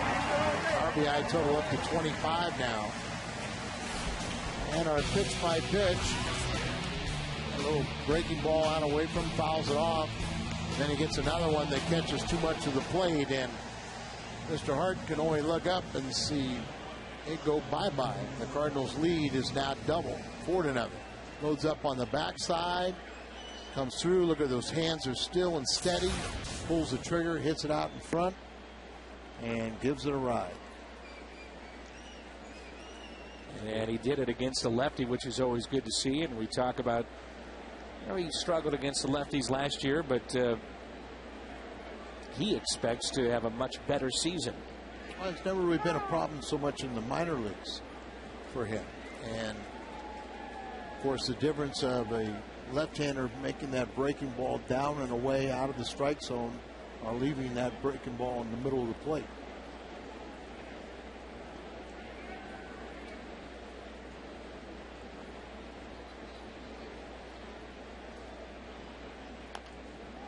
Slowly hit. McGee just got him by step. Seems like he's really trying to catch his breath in between pitches. Mentioned the warm, humid day.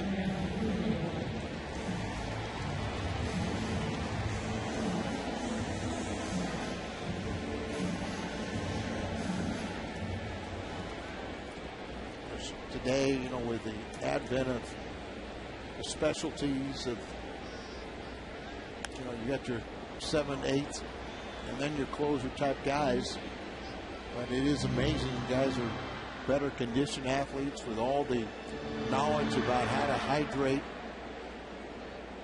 that they don't go deeper into games. But part of that is because of the specialties. Floats in there for a strike, 0-2. There's no doubt that is a huge part of it.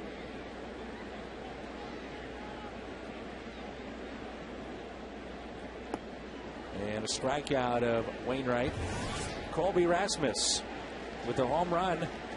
His 9th of the year. RBIs 24 and 25. 4-0.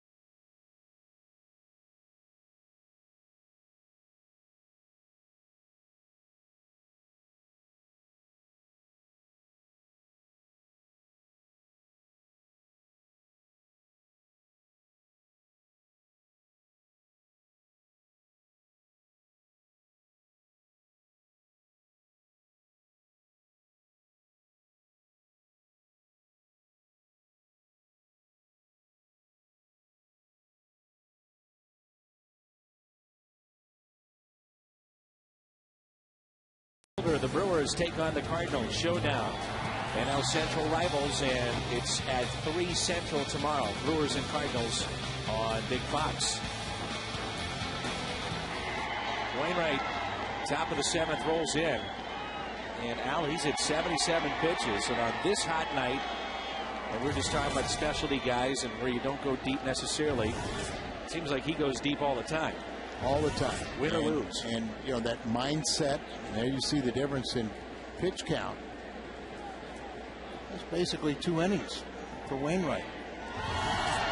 So here he is in the 6th. He can get 7th and 8th. Turn it over to Franklin or someone in the pin. McGee off the end of the bat. Pujols over, and so is Wainwright. That'll help. Coming into this ball game tonight, that was Wainwright's home ERA since 2008, the best in baseball at 2.24. Look at those names: Santana, Lincecum, Greinke, Kershaw, some of the best, and Adam, the absolute best in home ERA. I understand why he's moved to the upper echelons of pitching. That's Supine getting loose in the bullpen. Now also out in that bullpen is the all-time saves leader, who is no longer their closer right now, and that's Trevor Hoffman, who's 4 away from 600.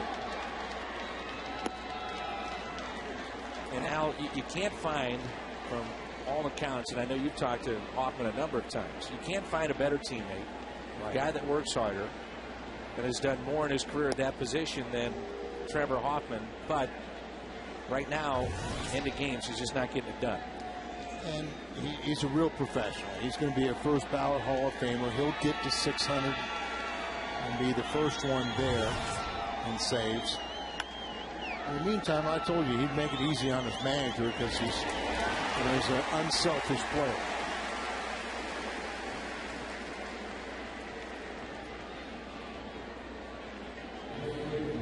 It's 2 outs.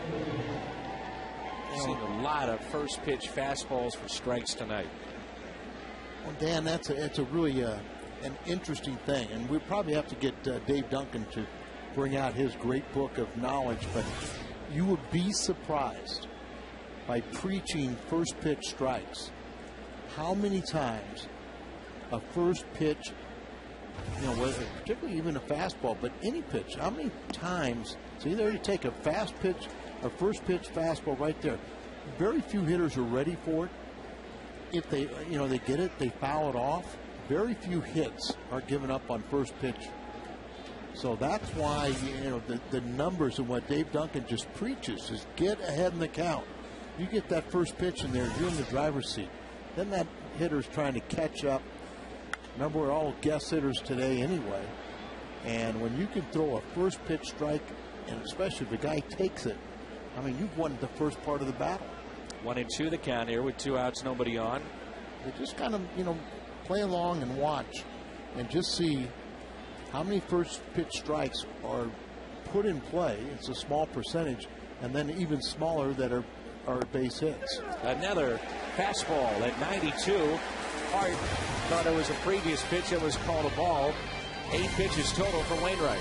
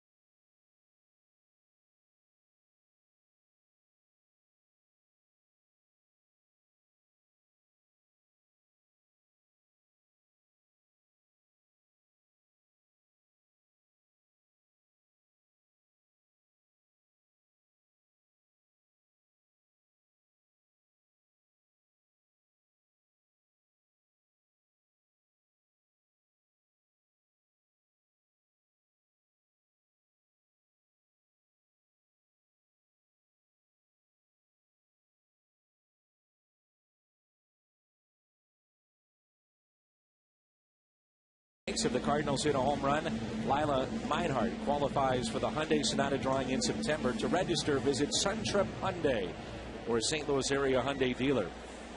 This copyrighted telecast is presented by the authority of the St. Louis Cardinals and may not be reproduced or retransmitted in any form, and the accounts and descriptions of this game may not be disseminated without the express written consent of the St. Louis Cardinals. Bottom of the 7th, 4-0 Redbirds. Here's Felipe Lopez. Going back just to Trevor Hoffman for a moment, Al, that's got to be a real tough spot Ken Mock is in, and management, and what to do, because you want him to get to 600. He's earned that right, obviously. You want him to get back to be your closer. There's a changeup and a pop-up into shallow center. Edmonds will make the catch. You're exactly right. And everybody around, that's a tough deal. And I remember Whitey Herzog saying the toughest thing about managing is a superstar at the end of their career. They're not as good as they were in their prime, and yet they feel they are, or they just think that, okay, just one game will get me back on top. And as I said, Trevor Hoffman has an ego, but it's very much under control. He understands, and he'll get to 600, and he'll evaluate his season, and he might quietly walk away from the game unceremoniously. So here's a question for you. For a guy that closed games out, juice is flowing, and you're getting the final 3 outs of a game. Now, you're Trevor Hoffman. You've been doing that your entire career, it seems like, and then all of a sudden you're asked to come in the 7th or the 8th and try to dial it up. It's a different deal. It really is, and you've got to recondition your mind and program your mind to understand that this is my closing role right now. Like you say, in the 7th or 8th, whatever that is, and you've got to become proficient there before you know you're going to get the responsibility of the 9th inning. There's nothing more demoralizing than to battle for 8 innings, have that lead, and then have it lost by a closer. You can understand it. Veteran players will understand that, okay, you can't do it every single day, but if you're doing it on an inconsistent basis, you have to make a change. How did you deal with blown saves? I mean, that's got to be one of the toughest things in sports. It really is, especially when you're on the road and you come in to save a game, and to have that lonely walking off the field, knowing that you just not only did you blow the save, but you lost the game. It's tough, but the life of a reliever is very short-lived. Your victories are very short-lived, so are your defeats. And I think how you justify it is that if my manager had someone better, he'd be out there in that situation. So all he's asking me to do is the best I can. Sure. Now, as long as I'm honest with my mental and physical preparation, that's all we can ask. But if you blow that game, it gives you more revenge for the next day. You have to, before you leave that ballpark, you have to be thinking positive thoughts once again and want to be in the game tomorrow under the same circumstances. I've asked Tony how he deals with tough losses, and one of the things that he talks about is taking a long walk or reading a book to try to get his mind off the game. He said it's easier said than done. Well, remember his motto too is, or his MO is, I'll make the decision what's going to allow me to sleep the best. And times you've got to use your baseball knowledge, your intuition, statistical data, but sometimes you got to throw it all out and just say, this is what I think my gut is, that this is the best thing to do. I asked him about that. I said, a lot of people assume that you'll never make that gut decision. He said that couldn't be further from the truth. Yeah, I mean, and see, there's another aspect that a lot of people don't think, but he has the responsibility of not just winning this game, but not blowing his bullpen for the next 3 or 4 days. You've got to think long-term health of one of your players. Can't go out there and abuse him just because this is a lost cause. So it's a combination of things, and you just hope your players have the mental toughness to understand sometimes they're going to be put in a role that it's the last thing he wants to do is to leave them out and get their, for lack of a better word, their brains knocked out. But it's the betterment for the team in the long run. 3-1 the count on Pujols. Grounded out to third in the first inning, had a sac fly RBI in the third inning, walked in the fifth. 10 the count here, and watch out. The 3-1 out in front just a bit. See, a couple times he's been just a little bit out in front. Because talking about sometimes when he gets behind the count, one of his best pitches is a changeup. So you're going to, naturally you're kind of geared for a fastball count, and he throws that changeup. Even if you know that, it's still hard to stay back. Outfield deep, straight away for Albert. 3-2 popped up front. Edmonds calling for it. 2 outs.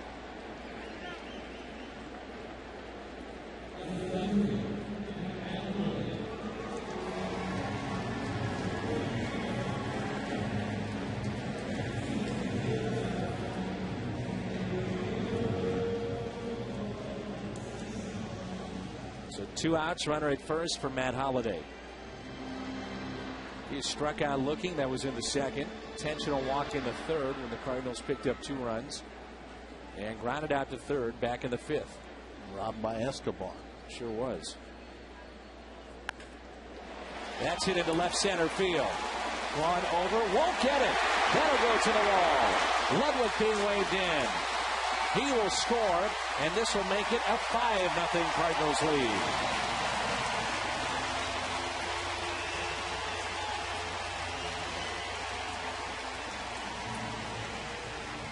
Eight-game hitting streak now for Holliday, and another big RBI, as that'll be about it for Wolf.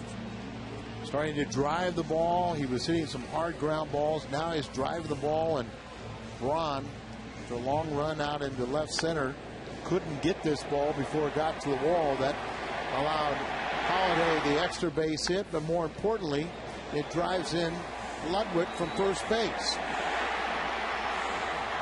If he cuts it off, Ludwig might have been held up, probably would have been at third. Oh, no doubt. I think so. Didn't get there. RBI for Matt Holliday in a 5-0 Cardinals lead.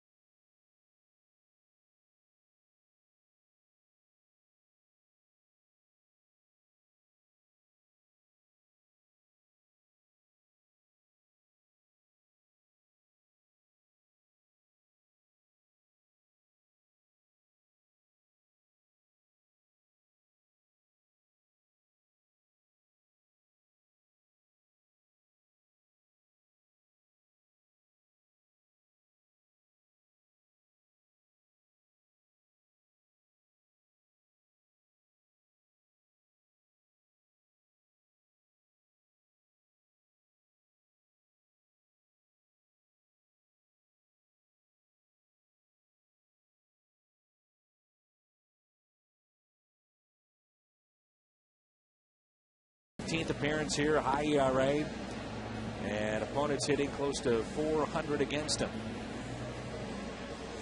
Prior to this year, last time he pitched out of the bullpen was back in 2003 versus Toronto while pitching for Boston.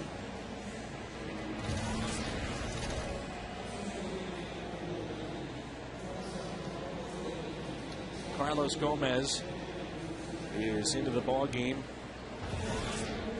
playing center field, and Jim Edmonds moves to right.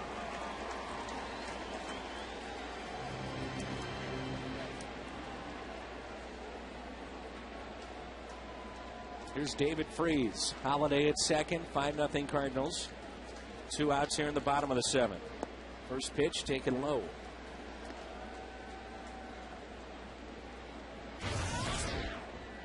Two outs, runners in scoring position, and Freese has been very good all year long. .324 average. Come in relief. You really have to get rid of that first batter, particularly when you come in with men on base. And this season has been part of Jeff's problem. So he retired 6 of 12 first batters. Opponents are hitting well over 350 against him.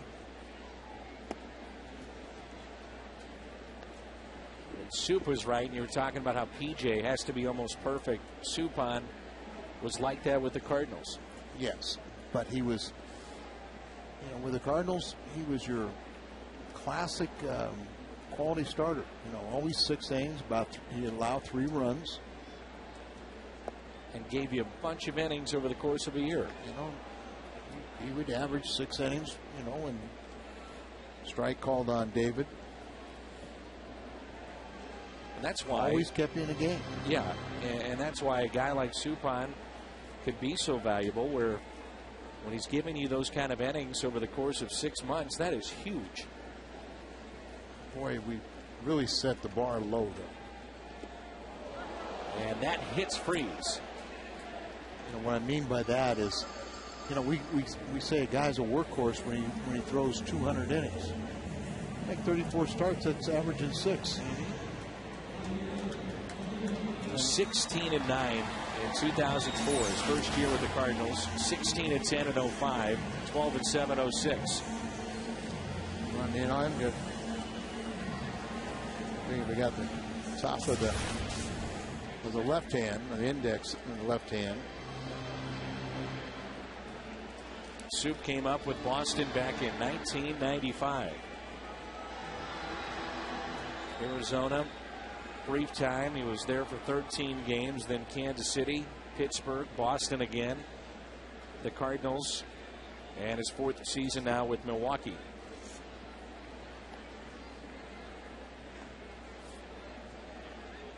He was very good for the Cardinals in postseason play. Arguably, you could say a couple of those years he was their best pitcher in postseason. He's now 35.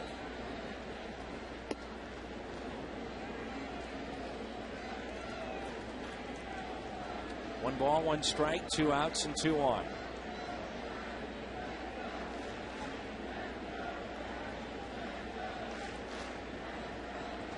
He's also one of the real good guys on those championship teams, too. He and his wife, Dana, have a daughter, Finley. Yachty hits it out to deep right. Edmonds over to make the catch. We have played 7 here at Busch Stadium. Cardinals add to their lead. It's 5-0.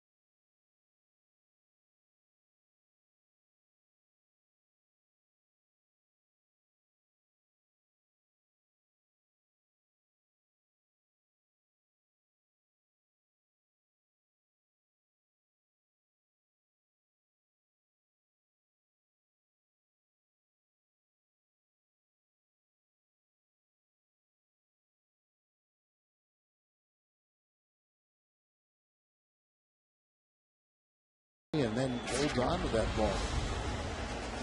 Sad news, Al. John Wooden has passed away. What a great man. 99, huh? Yep, 99. 10 national championships with UCLA. And I had played junior college ball and played a game against UCLA. And we dressed in Pauley Pavilion and walking across that court, seeing all the national championships and all the conference championships. It was unbelievable, just really with nobody in there. No doubt. I want to remind you right now it's 50% off of all remaining Eagles concert tickets. That concert is June 24th. Tickets available at cardinals.com/Eagles. And it's 50% off. Cardinals.com/Eagles. Sorry, we're not here. She's a very smart young lady. Boy, Wainwright has been outstanding. Just 2 hits allowed tonight. 2 outs here in the 8th. Fredberg scaring those little kids. Well, good news. The way Wainwright's pitching in this game is dominant. And the Nationals have picked up 2 runs. They're batting in the bottom of the 8th inning, leading Cincinnati 4-2.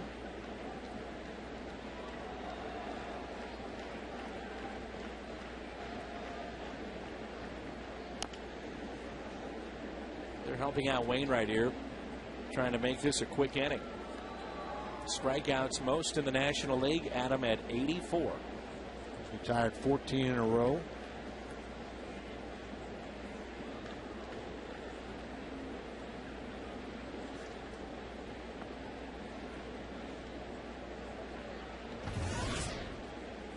You're going to see a complete game. 1-1 pitch. Catches the corner. Dave Tremblay fired as the Orioles manager, and Juan Samuel takes over for Baltimore. Juan Samuel. That's off of Wainwright's foot. Freeze to first. Got him! Somehow they still got him. Freeze never gave up on the play.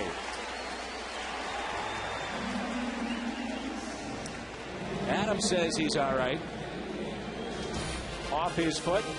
Did they get him? Awfully close.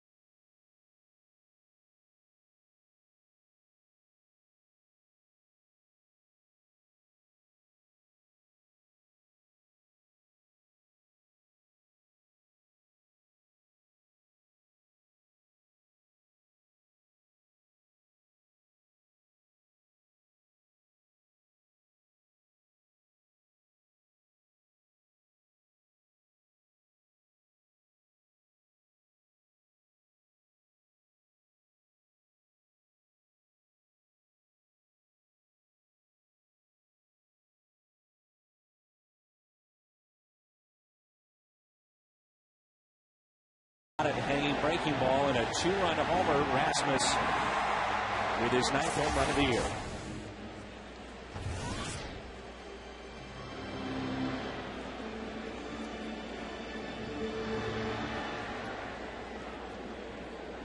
It was only 6 hits, but 5 runs on the board. Suppan back to work, and that's ripped foul.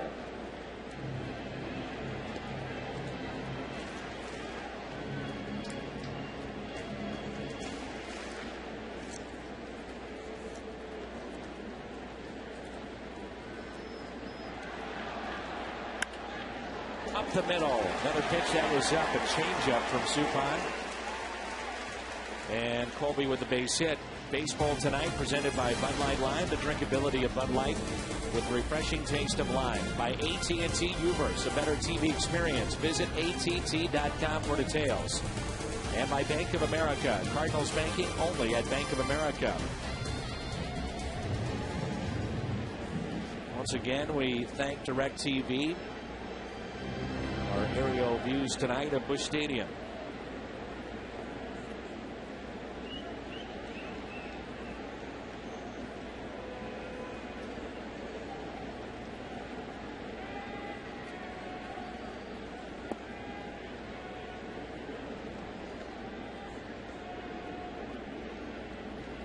Brendan Ryan, single, run scored in the 3rd, double in the 4th, and grounded out in the 6th. His average is at 221 now.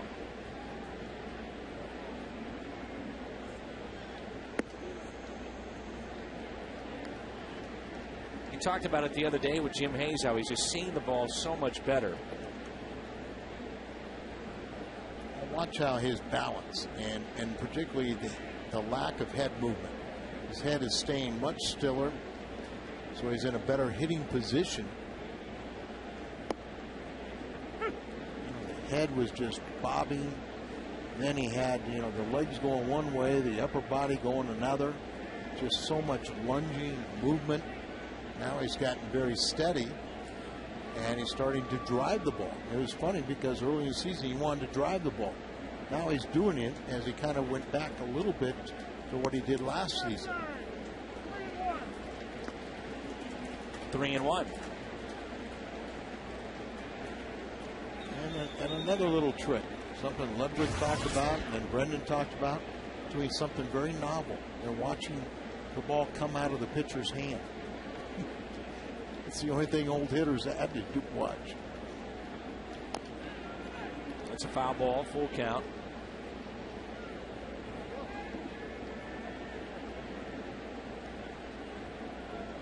Weeks, Braun, Fielder for Milwaukee in the 9th. No activity in the Cardinals bullpen. It's up to Wainwright.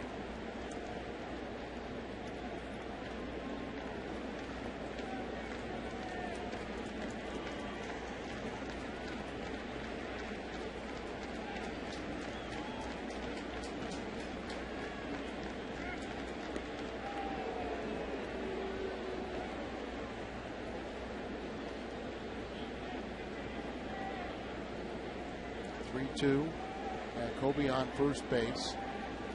Nobody out here. Looked like a slider.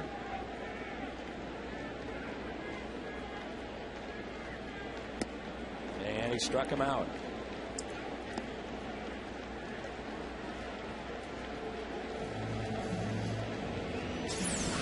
When the guy's on first base, you got a guy like Brendan Ryan, you're going to think most of the time you're going to get a breaking ball.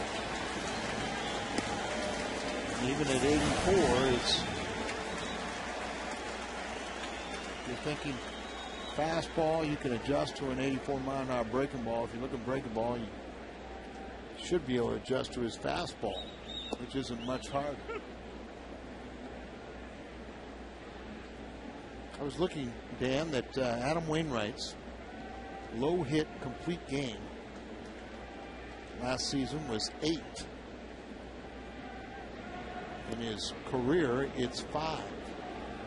Tonight, it's 2. Yeah, so he's got a chance to better his career high, and low would be his 3rd complete game this season. That would equal his career.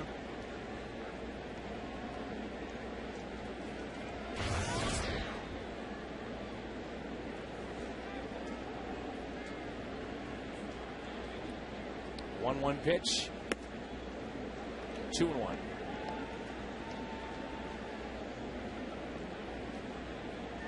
Talking earlier how Wainwright can really handle the bat. Hit a home run off of Jeff Suppan a year ago. That's 5 career home runs. He's back on May 26th at Milwaukee.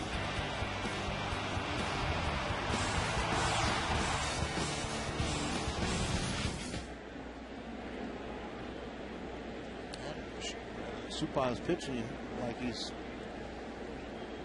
has respect for him. This will be a 3-1 pitch. Broken bat, slowly hit. Out at second, and safe at first.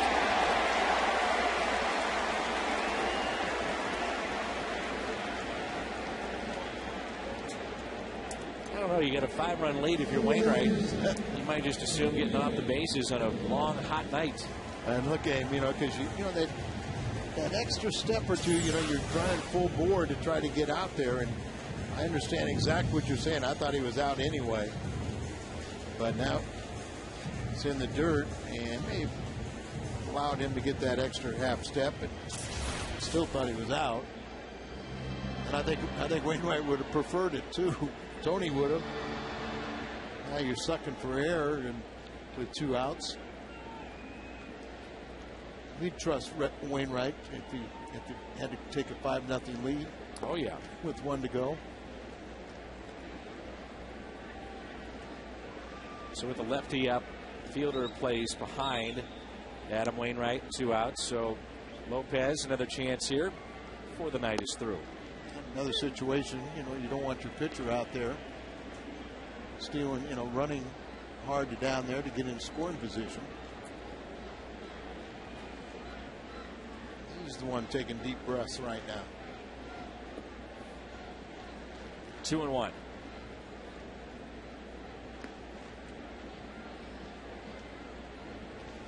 I used to run line to lines when I was a starting pitcher. And when I got to the point where I thought I was through, I would force myself to run the next one and say that was the 7th inning. And I'd force myself to run the next one was the 8th inning. And finally, once I got to 9, if I had a little bit left, I'd say I went to extra innings. Just to try and gut it out, condition yourself even more.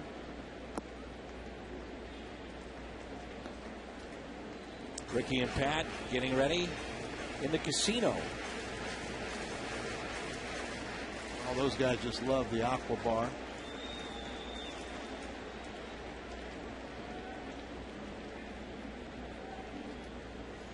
Here's a 3-2, and Wainwright running on the pitch. You don't want that to happen either. Now he's got to come back and run again. Exactly.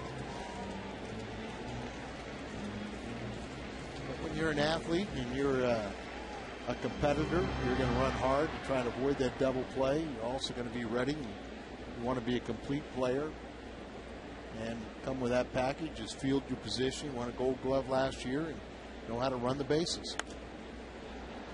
Here you go again.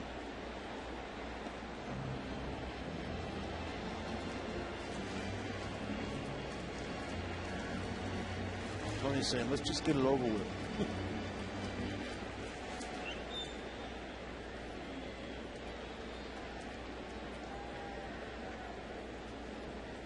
3-2 pitch again.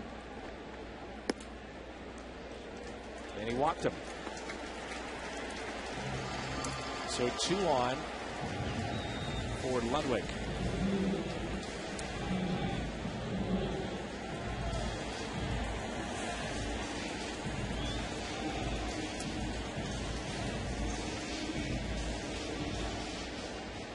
The fireworks coming up after our final out here at the ballpark. Hungo Award coming up on the postgame show. All the stats and highlights as well.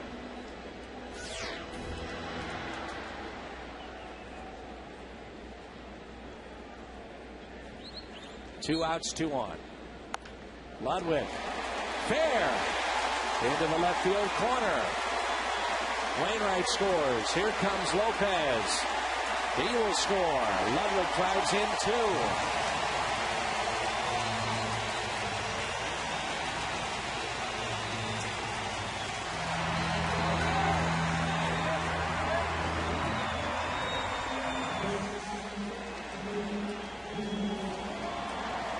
Lopez really turned it on, and he caught up to Wainwright just about.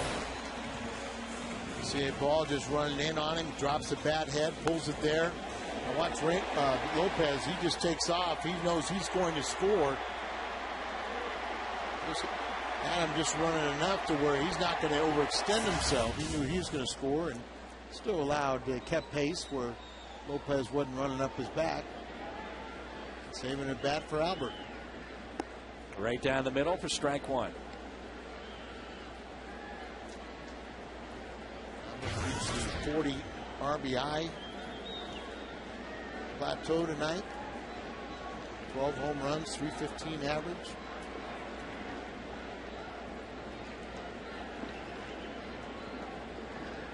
What will those numbers be when it's all totaled up after its 10th year?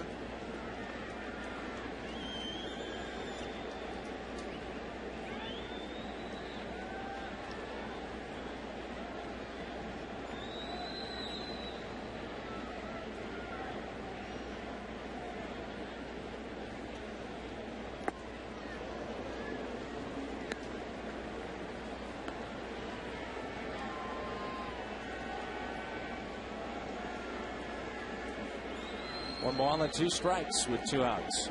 Just a little bit past the 1/3 mark, and you would assume Albert's going to be right around that 40 home run, right around 120 RBIs.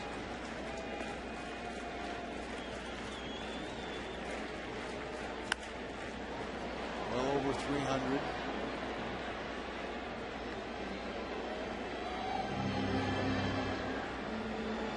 Probably have 100 walks and 100 runs scored. Ho-hum, typical season. It is a typical year for him.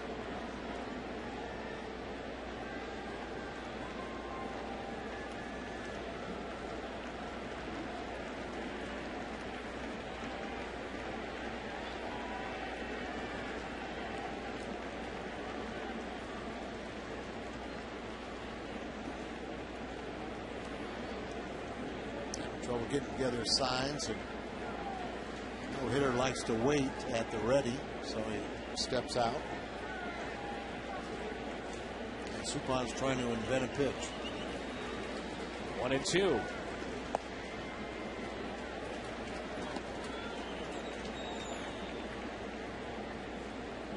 Trying to throw a fastball down and away, just Albert didn't offer.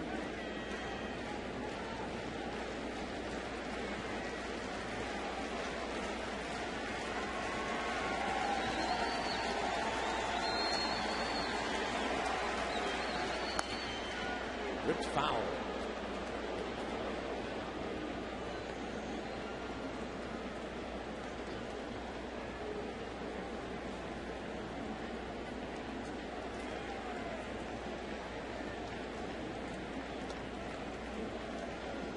Supan is thinking, why couldn't Wainwright have been out?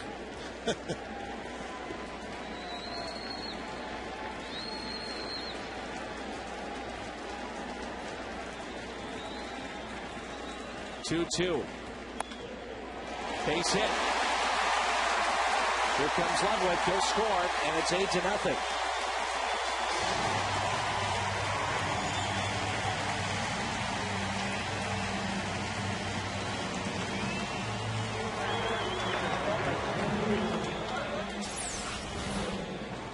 Set up away, ball down, little breaking ball down and away, but Albert is Albert. First 9 years in the big leagues, 3 MVP awards. How many would he have had if Bonds wasn't around? And in his first 9 years, he wins the Triple Crown of last decade. He spotted everybody a full season and still won the Triple Crown. Pretty incredible. Holiday's been on twice.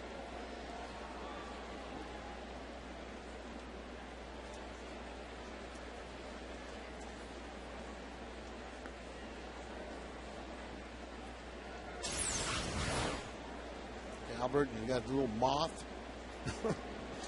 Does he have concentration? Mm-hmm. Yeah, that head is so still. Doesn't even move. Doesn't even flinch. Guess he's able to concentrate, isn't he? Well, you talked about it, how you watch him swing the bat, the lack of head movement and the concentration. But the fact is that base is so strong. It's been so good. But yet at top, it doesn't move. And with Brendan Ryan, as you mentioned before, that his head was moving. Everything was out of sync, and with his head so solid and on the pitch, when you talk about Pujols, nothing else moves. Hands are back. They're ready at the trigger position. He's not afraid to let the ball get deep inside. He trusts his hands that he can still get to an inside pitch.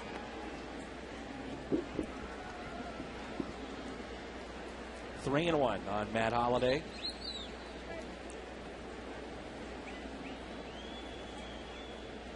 Good hitters are never afraid to hit with 2 strikes.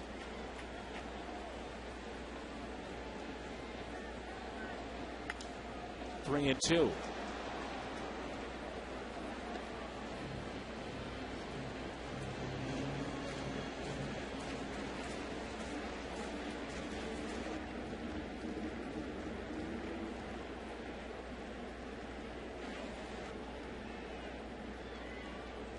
Last 16 games, Milwaukee 13-3 against the Cardinals here in St. Louis. Edmonds calling for it. Got a couple of center fielders out there. 8-zip St. Louis.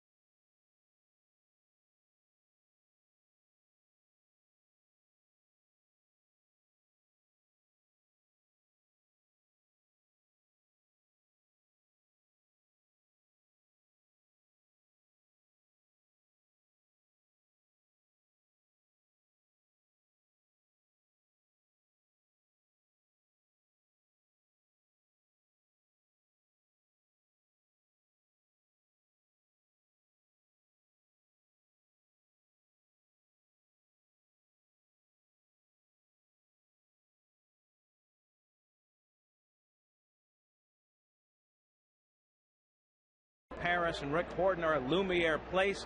Adam Wainwright breaks off a little something. They'll have more on that. For now, we send it back to the booth. And Dan and Al, guys. Yeah, a lot of Wainwright, I'm sure, in the post-game analysis with Rick and Pat.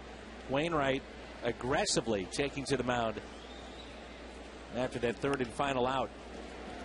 Slowly hit to second, one away. And here's what we're talking about just moments ago in the body language, wanting the baseball and wanting to finish this one off. Yeah, you sprint out there, you get ready. That's just sends a message to that hitter, too. He feels half beaten. And then you see a fresh body language, go out there and attack. The first pitch to Ricky Weeks was 93 miles an hour. Ryan Braun taking his time getting to the plate. And Wainwright just ready, charging, ready to just attack. Wainwright has seen Braun now 3 times, pair of groundouts, and he also flied out to deep right. First pitch taken for a ball.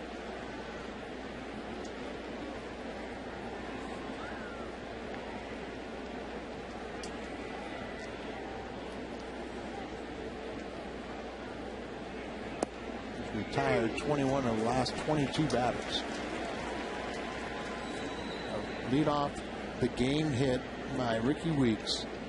Corey Hart hit a 1-out base hit in the 2nd inning, and a leadoff walk to the 4th inning, and that's all the base runners. It's sharply to 3rd. Freeze up with it. 2 outs. I wonder who's the player of the game is going to be. Adam Wainwright, no doubt. Number 50 for the Cardinals. Our Budweiser player of the game. Looking for the complete game tonight. 7 strikeouts.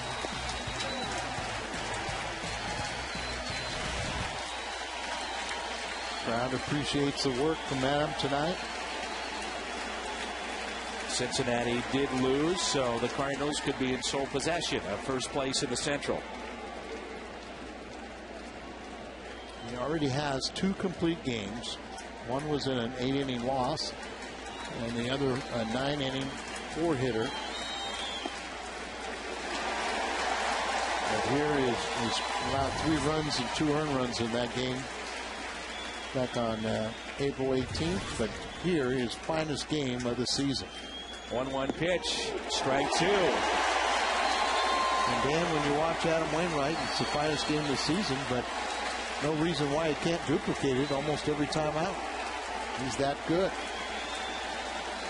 1-2 pitch. Swing and a miss. Fielder strikes out. That's the ball game. Complete game for Adam Wainwright. Cardinals win it 8-0. His first career complete game shutout. Well, it's eluded him a couple times, but not tonight.